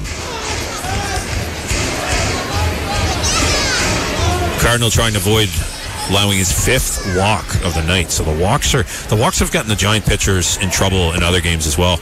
As he throws ball 4, Hamovich is on board. We're going to start seeing some action, I think, in the Giants bullpen very shortly. I think with the lead and with their record and the needing to win, they're not going to go too long with a pitcher that can't throw strikes. Yeah, it's going to be one, I think, James, you're right, where you're going to see a change soon. The tough part's going to be the bullpen has been an issue for the Giants right now, and how much trust are you going to put into a guy who's been lights out for you all season? As you mentioned, he's struggling right now to find the strike zone, which you can't have. That pitch is outside to Nate Dolman, the second baseman, and it's 1-0. So Cardinal, the thing is, when you pitch, it's in his mind now. He knows he has 5 walks. He knows he's fallen behind, and the more it gets in your head as a pitcher, the more it's going to happen. Oh, absolutely. It's hard to snap out of it. Yeah, it's such a cerebral position. You got to have a lot of mental toughness to excel at it, and those things can slip in. You're absolutely right. Yeah, and as we're talking there, Cardinal falling behind 2-0, he throws another ball. You can tell, look at me, I'm just kind of pacing. Like, I hate watching a pitcher struggle like this. And he has the 5-0 lead. That's the thing. He needs to get through this inning to get a win recorded, possibly. You know, pitcher does have to go 5 innings to get the win. And they're going to let him, at all costs, try to get through this 5th inning. Absolutely. Just, again, the way that he's played this season and then it's been let down late, that you got to keep him in and try and pad his stats a little bit. Hamovich dances off first, not moving. Why bother, though? It's ball 3 to Dolman. So walking the 8-9 hitters of a lineup with a lead is not very ideal. I know Cardinal is hoping to turn things around, but watching his body language mentally, he seems like he knows what's going on and he can't snap out of it now. It's out of the zone. It's ball 4. 2 straight walks. And that's 6 walks for Cardinal, along with 4 strikeouts and only 1 hit. And the most dangerous hitter and base runner in the lineup for Melville is coming up in Cole Kaler, who's the shortstop. Cole's been on base twice, a walk and a double so far. We saw him do some damage back in the first with a double, and as you mentioned, not the guy that you want as the Giants coming up in a situation where you've already got 2 players on base. That being said, you do have the opportunity here to turn the double and hopefully get out of the inning with no damage done, but a high-pressure situation right here for Cardinal, who's been struggling this inning. Kaler will not be swinging on the first pitch as he takes it for strike 1. I said that with a lot of confidence, hey? But you can just tell, given the situation. Kaler's a smart hitter. Yeah. He's walked 2 guys in a row ahead of him. There's no way a leadoff hitter swings at that first pitch. You don't have a batting average of 356 without having some patience at the plate, and especially, as you mentioned, James, being aware of the situation, being aware of what's unfolding in front of you and how to best exploit it. Here's the 0-1 to the dangerous Cole Kaler. That's outside for ball 1. It's 1-1. So you get the count even there.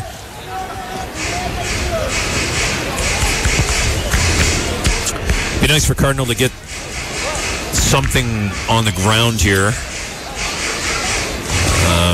Be awfully tough to turn a double play against Kaler, even if it's hit directly at an infielder. We saw that when he was on base. Things have happened. He's got great speed over there, very fast kid.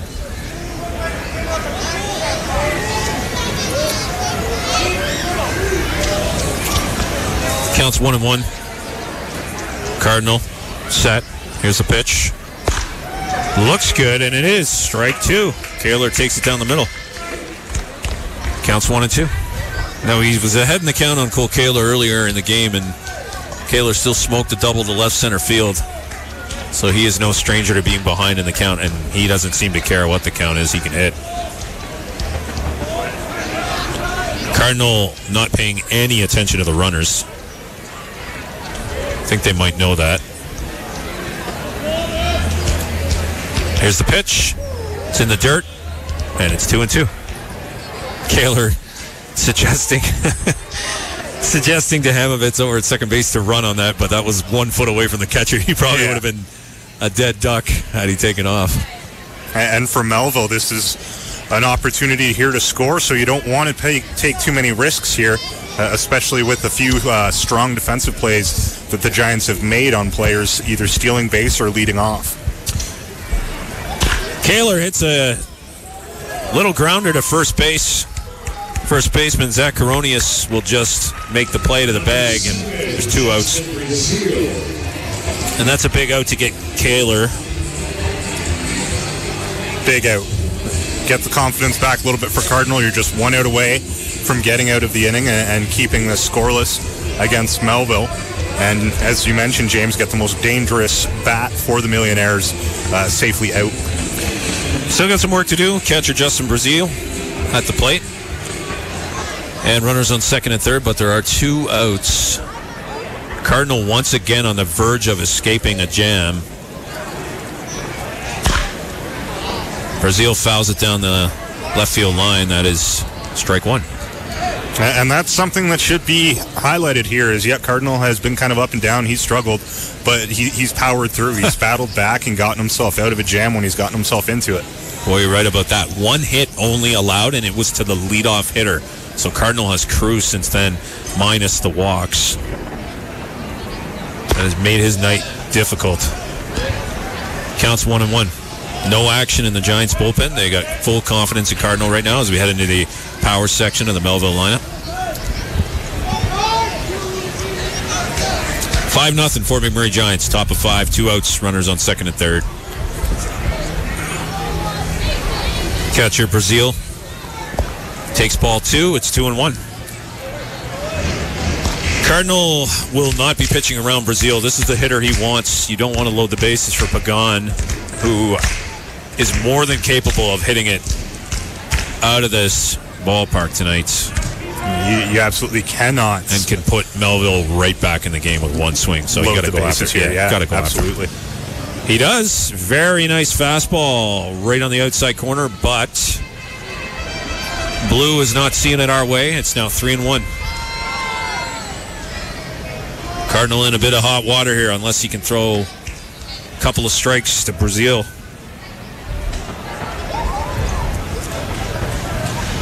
He does, and it's a weak chopper to third. Here's the throw, and they got him. Solid throw by third baseman B.J. Minarson. Yep.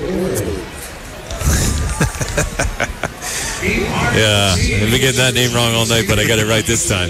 B.J. Minarson throws him out, and Cardinal escapes damage again, Ben. Can you believe that? 1 hit through 5 innings, tons of base runners, no runs. It's that ability to battle back, that mental fortitude that makes for a good pitcher, and it definitely hasn't been his best night out. It's not been his worst, but the ability to battle back is a very important one for this Giants team, who are looking to get a win and hopefully start a bit of a streak and battle into a playoff spot. Exploded for 5 runs back in the third. Scoreless again last inning. It was a quick one.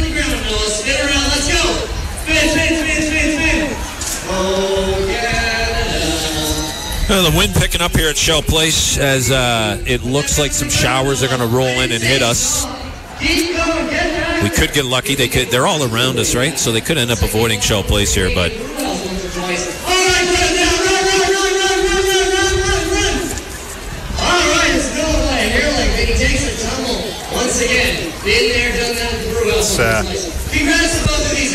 Noah Freemus is back on the hill for the bottom of the 5th for Melville. Really eating up some innings for them, saving their arms. If he can keep it at 5-0, I'm sure they're pleased with that. And Melville will try to get the bats going. Yep. It's one of those weird things with baseball, right? You can go completely scoreless through a couple innings, and then all of a sudden, one team just explodes for a 5. And then they might quiet right back down again. It can be such a streaky game. For the Giants here, an opportunity hopefully to extend the lead with a pitcher who's not used to this type of workload. The top of the order for your Fort McMurray Giants, number 12, center fielder, John Lasciavo. John Lasciavo, center fielder, batting from the left side of the plate, is going to come up in the bottom of the fifth here. Good chance for it's a good chance for the Giants to really take a stranglehold on the game here by getting a few more here in the bottom of the fifth, and then especially with rain moving in. It is an official game now. Yep. Slider from Freemuth just misses. He's behind 2-0 to Lasciavo. Lasciavo, the leadoff hitter, so he is looking at pitches carefully here. He will look to get on base any way possible. Fastball down the middle. It's 2-1.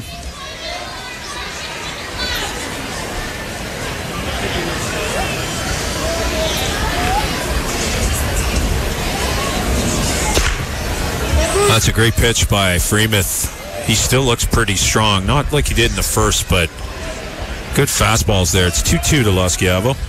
And as much as we talk about how Cardinals shown great mental fortitude and battled back, see this from Freemuth as well. After giving up those 5 runs, he's come back strong in response. Yeah. You're right about that. He definitely has settled down again. So the Giants took advantage. Freemuth usually has a bad inning each game, hence his ERA being up around 5. It is well over 5 now at this point. It's getting pretty windy as we do see some showers moving directly toward the stadium now at this point. Might not be enough to even stop the game, though. We'll see when it gets here. Lasciavo fouls off another pitch. Still 2-2. Those balls seem like they might land on our tent here. Well, I was just going to say, it doesn't happen often, James, but we have had a couple balls land in the broadcast booth, and there have been a few times, even though we know the netting's there, it looks like it's coming straight at you. I've jumped a couple times. Richard's jumped a couple times. Taylor's made fun of us for it. Yeah, it's a ball 3. Lasciavo's got the full count now. Here's the pitch from Freemuth. Strike 3. Lasciavo swings through a fastball, and that is Noah Freemuth's first strikeout. Very surprising, given the kind of pitcher that he is, that is his first K. Yeah, absolutely. Panzarella coming to the plate. Getting very windy here at Shell Place now as the showers get closer. Panzarella swings through an off-speed pitch for strike 1. That guy's white. That's still 2 whites.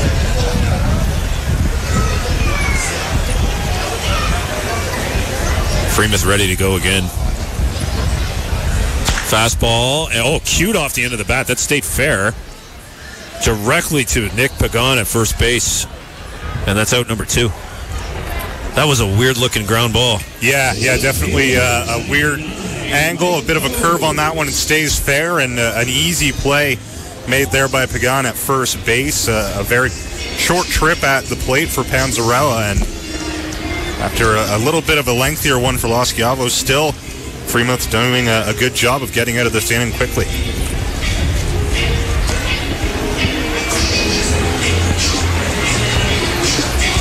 So, Mike Bowes, the left fielder, coming to the plate here. He's going to take an off-speed pitch for strike 1.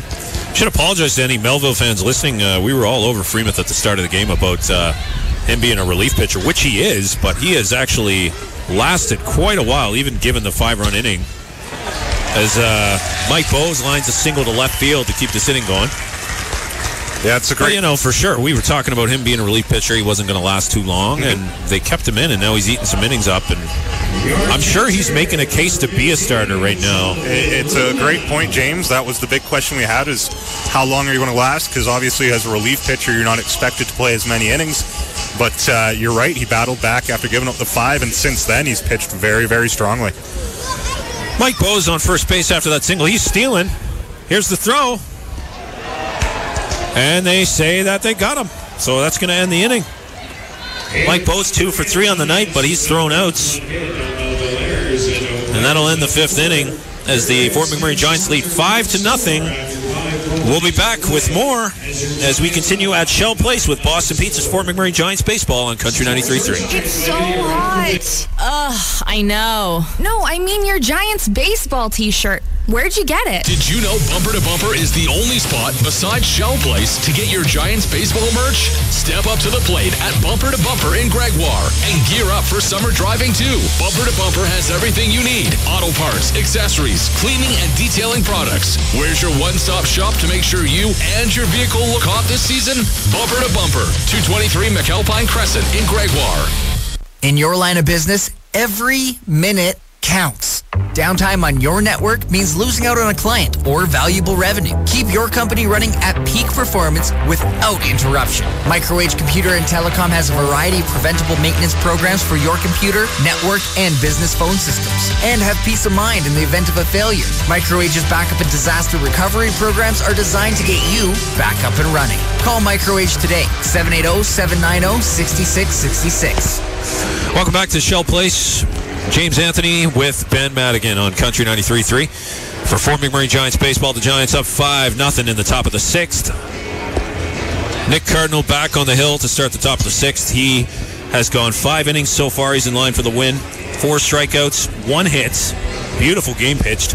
-6 walks. So he's had the wiggle room of struggling with his command, but really he's made his night increasingly tough because we're probably looking at 6 or 7 innings for Cardinal instead of what could have been a 9-inning masterpiece, right? Without those walks. Just a season long so far, consistency perspective, he's been one of the Giants' best players this year. He's been a guy that they rely heavily upon as a starter to set them up in a situation to win. Ultimately, hasn't happened a whole lot for him this season, which is unfortunate given the way that he's played, but things looking very good for the Giants right now. And for Cardinal, they're going to keep him out there. We are seeing some action now from the Giants bullpen, so definitely going to be on a bit of a short leash, but he's back in to start anyway now in the 6th. First baseman Nick Pagan leading off for Melville Millionaires in the top of the 6th. Takes strike 1 from Cardinal, who gets ahead of a hitter. I haven't been saying that very often tonight, despite his 5-0 lead that he has. Here's the 0-1. Pagan takes it high for ball 1.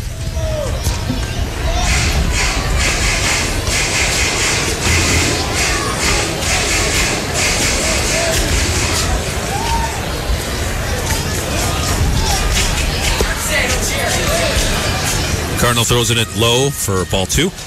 It's 2-1. Cardinal back on the rubber immediately. He's ready to pitch.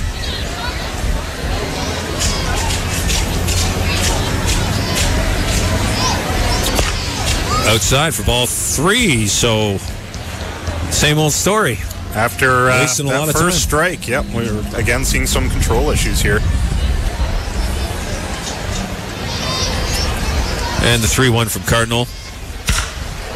Hit hard by Pagan over the right fielder's head and off the wall.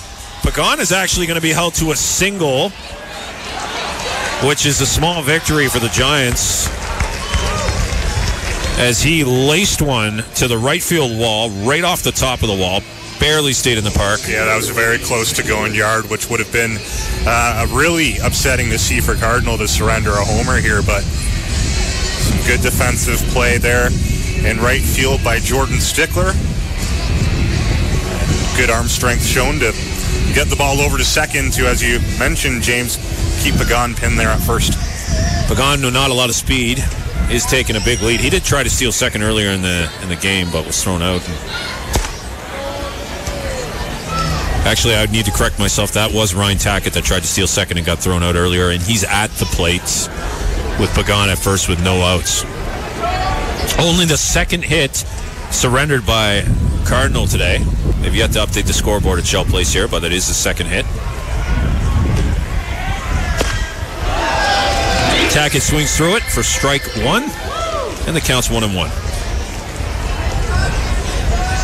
Does look like the rain is going around the stadium a little bit. Might get lucky here. Been a weird couple weeks for weather here in Fort McMurray. Been everywhere from blazing hot to nonstop rain. Counts 1-1. Here's the pitch. It's high. 2-1 as Cardinal falls behind another Millionaires hitter. Still not any real action in the Giants bullpen as they're just playing a game of catch right now. There's a lot of official throws happening down there. Tackett fouls it off. Counts 2-2 now. Well, Ben, you were talking to Pat Riley before the game, the manager for the Giants, and he mentioned he wanted 6 or 7 out of Cardinal tonight to give the the beat-up bullpen from that road trip still a rest. Yeah. And it looks like he's going to go as long as he possibly can with Cardinal. It's something that you have to do both from that perspective, James. It's, anytime the Giants go on the road, just based on the travel, based on being up here in Fort McMurray, you're cramming in a lot of games over a short period of time, so you're blowing through arms, and you're not going to have as many ready for you when you initially come back home. So it's just something that you have to do based on travel alone. Tackett took ball 3. The count's full. Begon may be running on this pitch, but there are none out. No, he's not running. And it's outside for ball 4. That's the 3rd time Ryan Tackett has walked. He has no official at bat. He's walked all 3 times, and there are none out and runners on first and second, and now some serious pitching going on in the bullpen for Fort McMurray right now as Cardinal has 7 walks on the night, and this is not his finest game for sure. No, and this is, again, an area where he puts himself in a bit of a tough spot. You have no outs, 2 players on, 1 in scoring position. Chandler Hughes is the hitter, center fielder for Melville. And he drops a bunt down. It's a good one, but a great throw by Jonathan Lindell, the catcher, is going to take care of him. It will go down as a sacrifice bunt, so Chandler Hughes remains 0 for 2 on the night, and there's 1 out. Very, very good throw there by Lindell to beat the runner, but that's exactly what the Millionaires wanted. Sacrifice bunt, you advance your runners along, now 2 in scoring position with only 1 out, and the Giants have some work cut out for them here. Keaton Sullivan, the third baseman, is the hitter for Melville. Runners on second and third, only 1 out here at Shell Place. Giants leading 5-0 in the top of the 6th. Here is the pitch from Cardinal. Out of the zone for ball 1. This is a really tough spot for him to be in. Obviously, don't want to load the bases here with only 1 out, but he's been struggling to find that strike zone. Outfield playing pretty shallow. Keaton Sullivan fouls it off. That's going to be strike 1, so it's 1-1 now.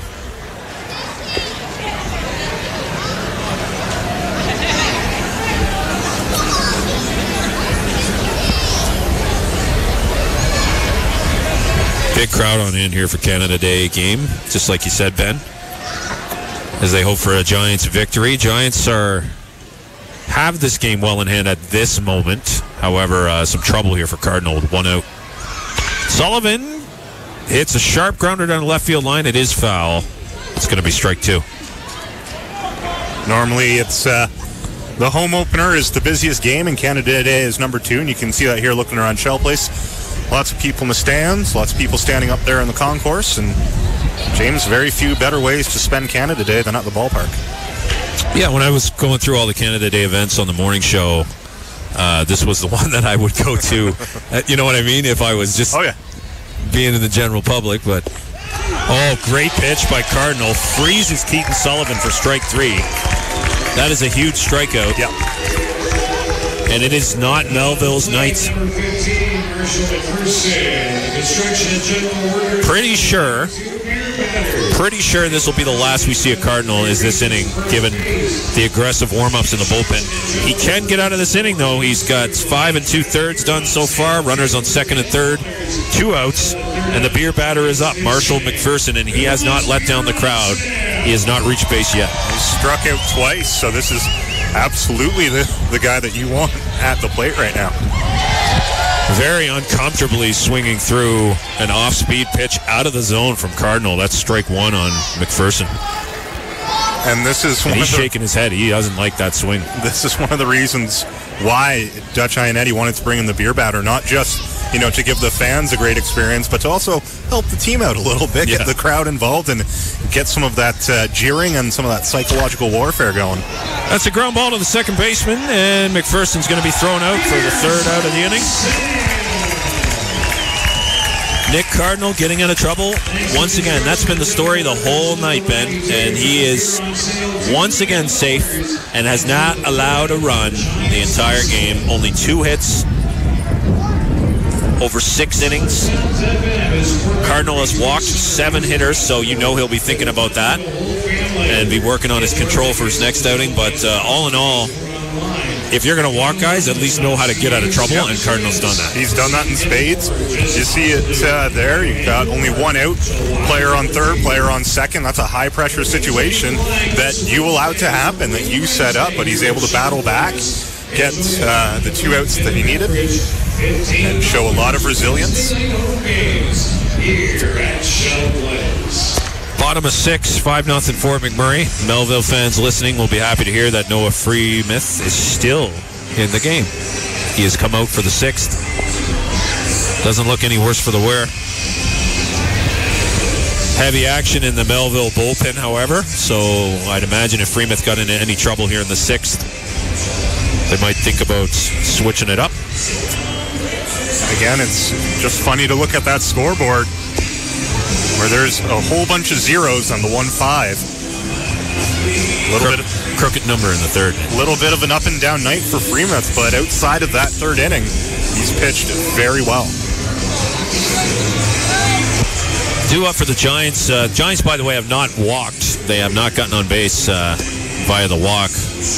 Noah Freemouth has thrown a lot of strikes tonight. Catcher Jonathan Lindau is going to lead it off. Drew Dickerson will bat second, and Josh Iannetti's due up this inning as well. Lindau is 1 for 2. He's got that RBI double back in the big 3rd inning that they had.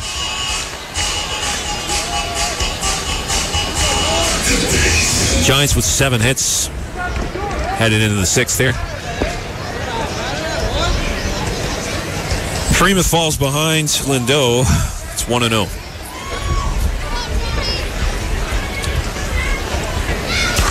Lindau fouls it off out of the stadium, and it's 1-1.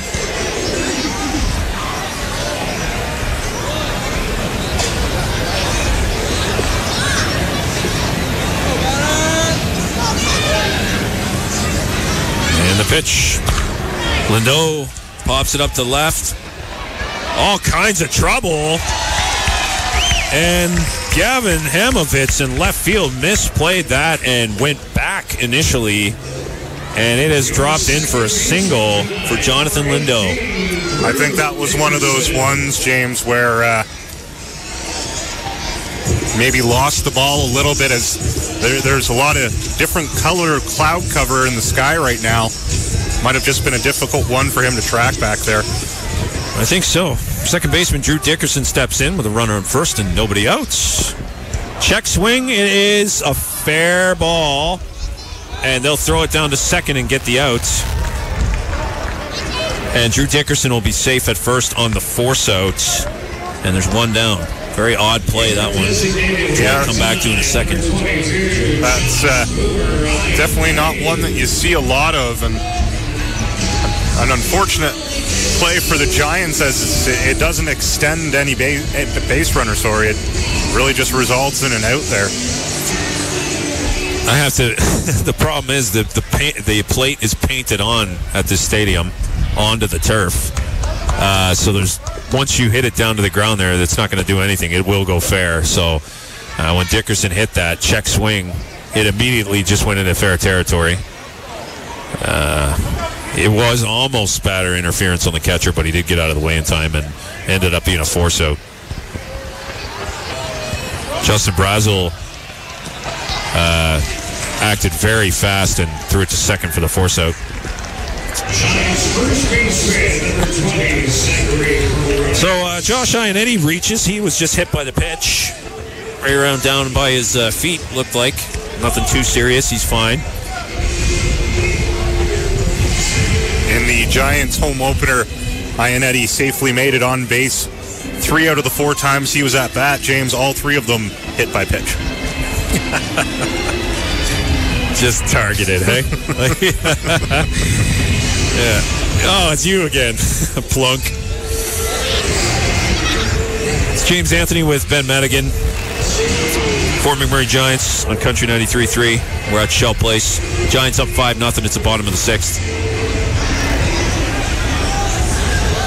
And the manager for Melville has come out, and that'll be the end of the night for Noah Freemuth. Couple runners on, though. The line not closed on Freemuth just yet.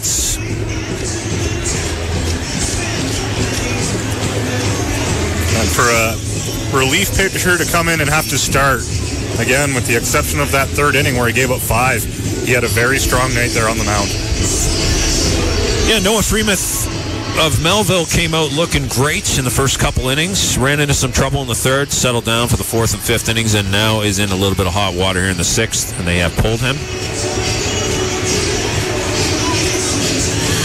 Into the game for Melville is Andrew Estalos, left-hander, out of Lakeport, Michigan. As he'll start taking his practice tosses here. He's the only left-hander in the bullpen for Melville. With 2 runners on, Zach Coronius is due up, the first baseman for the Giants. Coronius is 0 for 2 tonight. Stalis has made 7 appearances, hasn't started any games. 8 1/3 innings pitched. ERA of 4.20. With 8 strikeouts.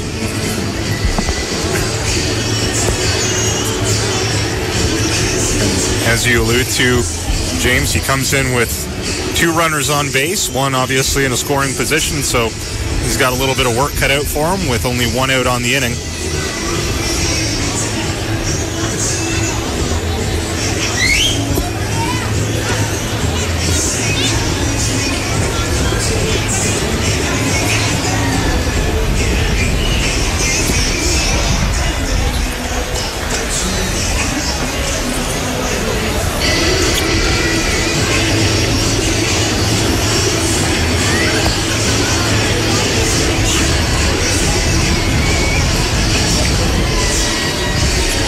This is an area where the Giants have struggled a little bit this year, is leaving players stranded, especially in scoring position. So they have a lot of opportunity here to drive in a couple more runs. Hopefully they can do so and extend this 5-0 lead.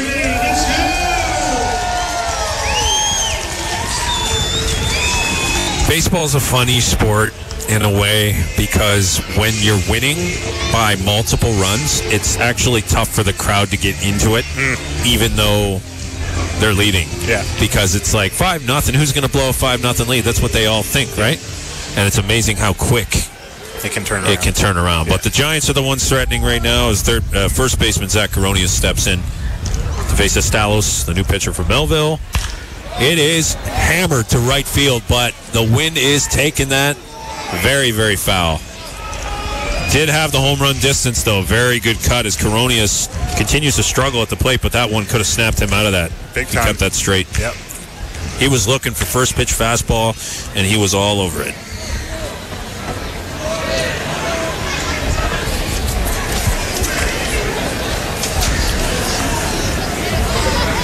The 0-1. Up and in, it's going to be 1-1. This is what you need to do against a relief pitcher coming in, is try and win that battle, get into his head, get him off of his game quickly, and try and take advantage of it. 1-1. Also up and in. Estalos actually hearing it from the crowd for the 2 pitches that have been up and in on Coronius. He's up in the count, 2-1. Runners on first and second, just 1 out. Those runners are Noah Freemuth's responsibility. Another high pitch. Estalos falls behind 3-1. This is a really tough spot for him here, as a walk will load the bases with only 1 out and really give the Giants an opportunity to extend the lead here. I think he'll be looking for a walk, given his struggles here lately. I could be wrong, though. Here's the 3-1. Yeah, and he'll take the walk. It's ball 4. Bases are now loaded with 1 out. third baseman, number 6, BJ Larson.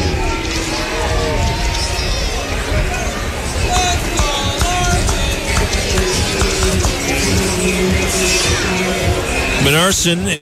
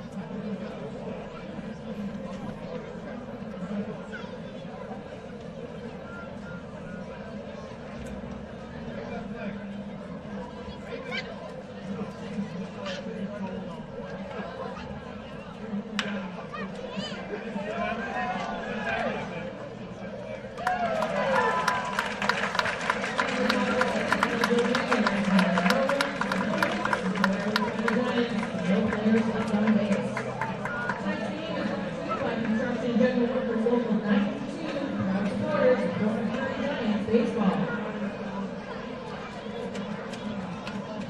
It's time for the 7th inning stretch, brought to you by Home Hardware. The experts always willing to teach you now, ladies and gentlemen, Captain Canada himself, Mr. Mike Booth.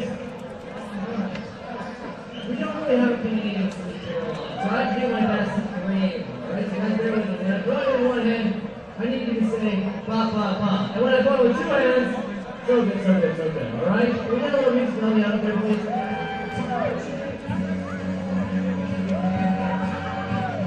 Oh, Canada, this country's never looked so good. Oh, you guys are fantastic. That's all I got for lyrics. Let's enjoy the rest of Sweet Caroline. And let's go, Giants! Let's get up! Let's make some noise!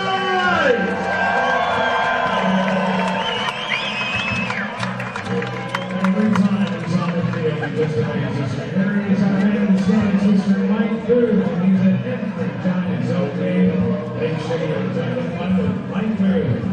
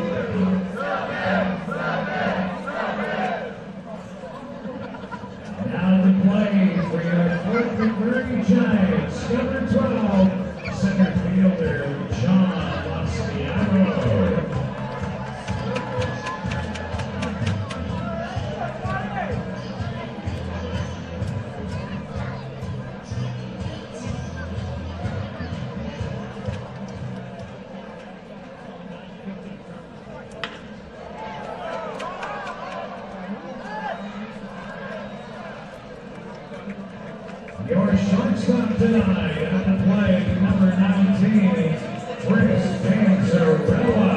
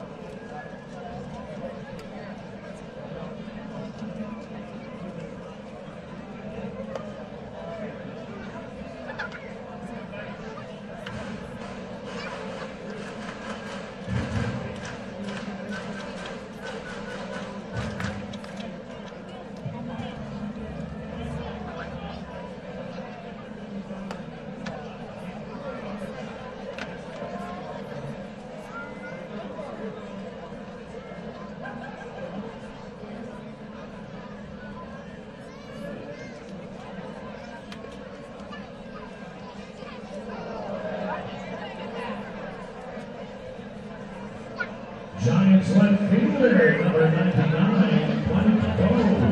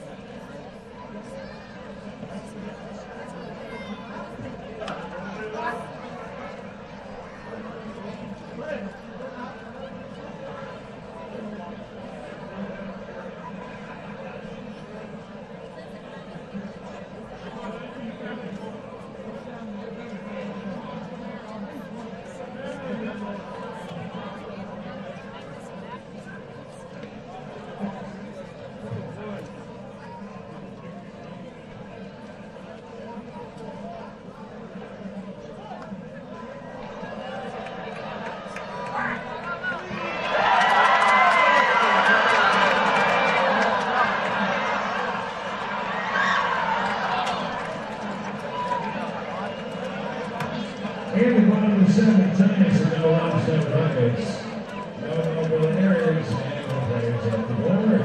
Your Grand Slam sponsor box score after 7 innings of play. Giants up by a 5-0 score. Last call at the bar. The bars on the main concourse will be closing at the end of the 8th inning. Last call at the bar. Boston Pizza has been locally owned and operated since 1982 and is proud to be the official restaurant sponsor for the Fort McMurray Giants.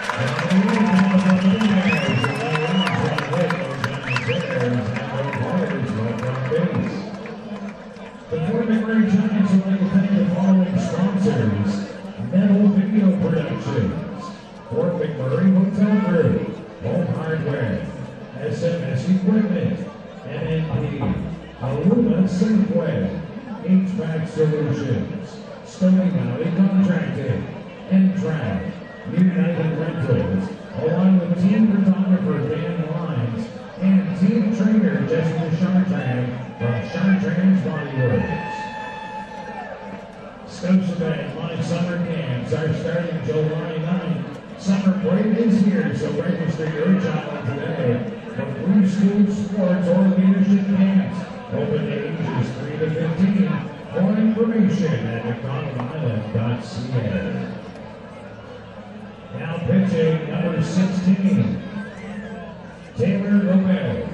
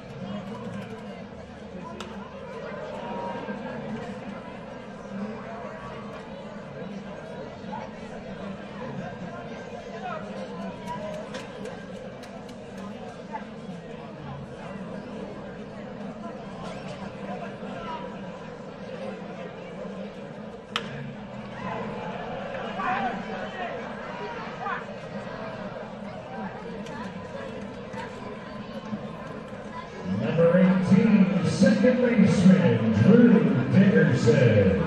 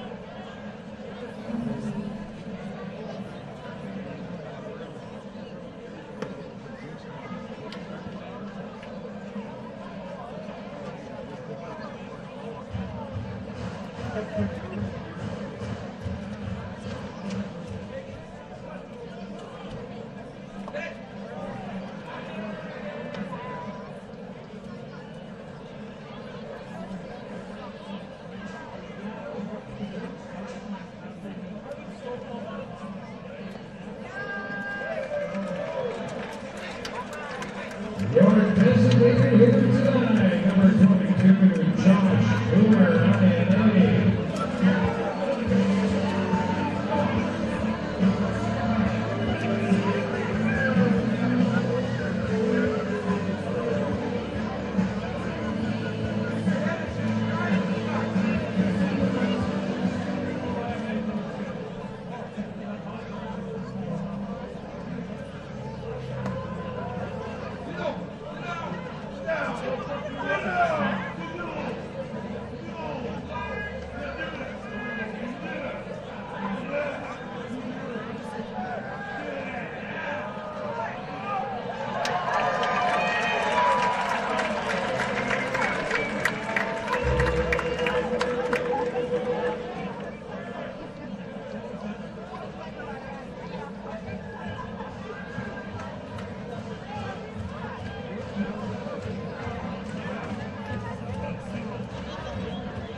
Albert Cooper, you make your way to the front gate, please. Albert Cooper, you make your way to the front gate.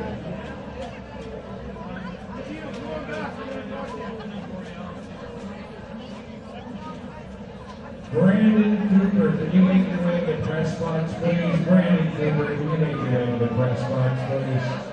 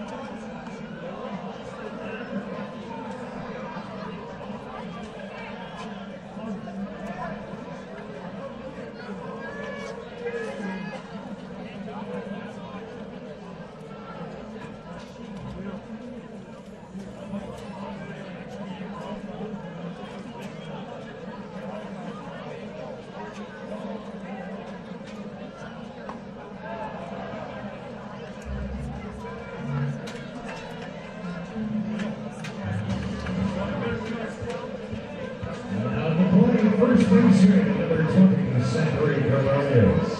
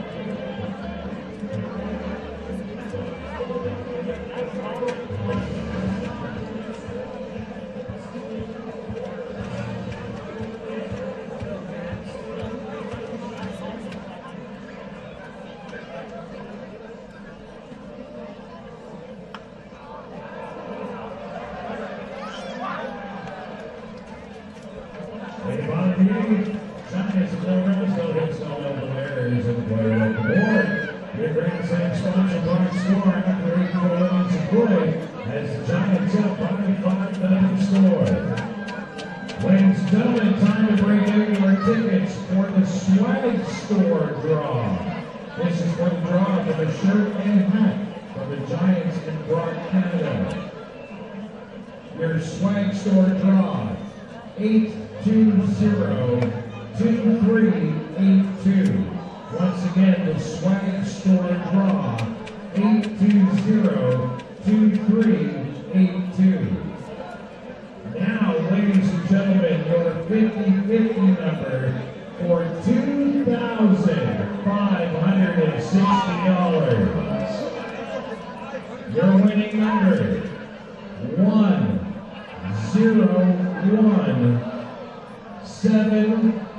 101772.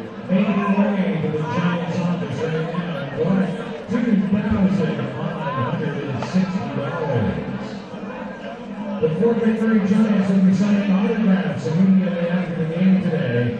Make your way down to the Giants dugout to meet the Giants and get their autographs. Kids, while you're waiting to get the autographs, you can run the bases just like your favorite Giants player. Make sure that you get down and meet the Giants immediately following the game.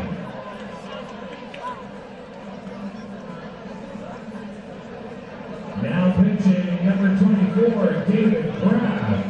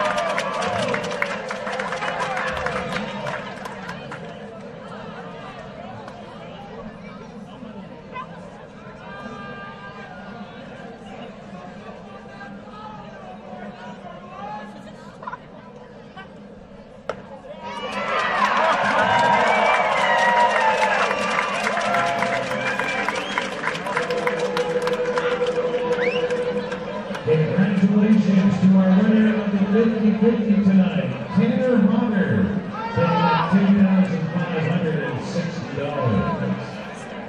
Now at the plate, number 6, Gavin Hanovitz.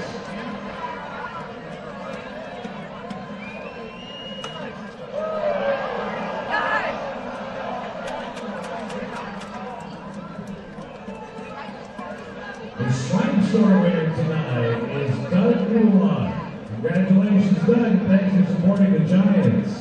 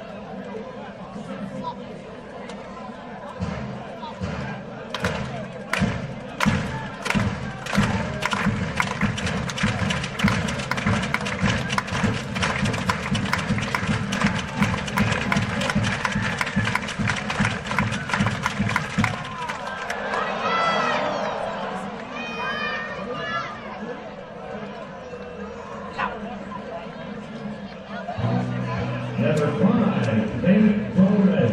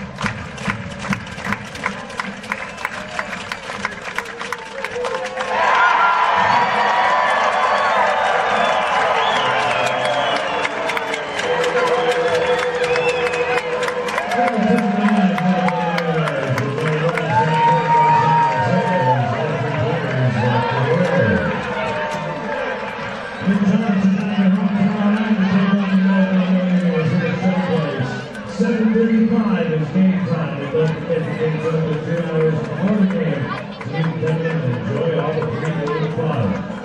The Fort McMurray Giants remind you not to drink and drive. A member of the Great Lakes security team or a Fort McMurray Giants volunteer can help you get a cab if you need one. It's time for the Giant of the Game, presented by National Safety, your one-stop shop for all your protection needs. Tonight's Giant of the Game, starting pitcher, Nick Cardinal. Congratulations, Nick, with National Safety, Giant of the Game.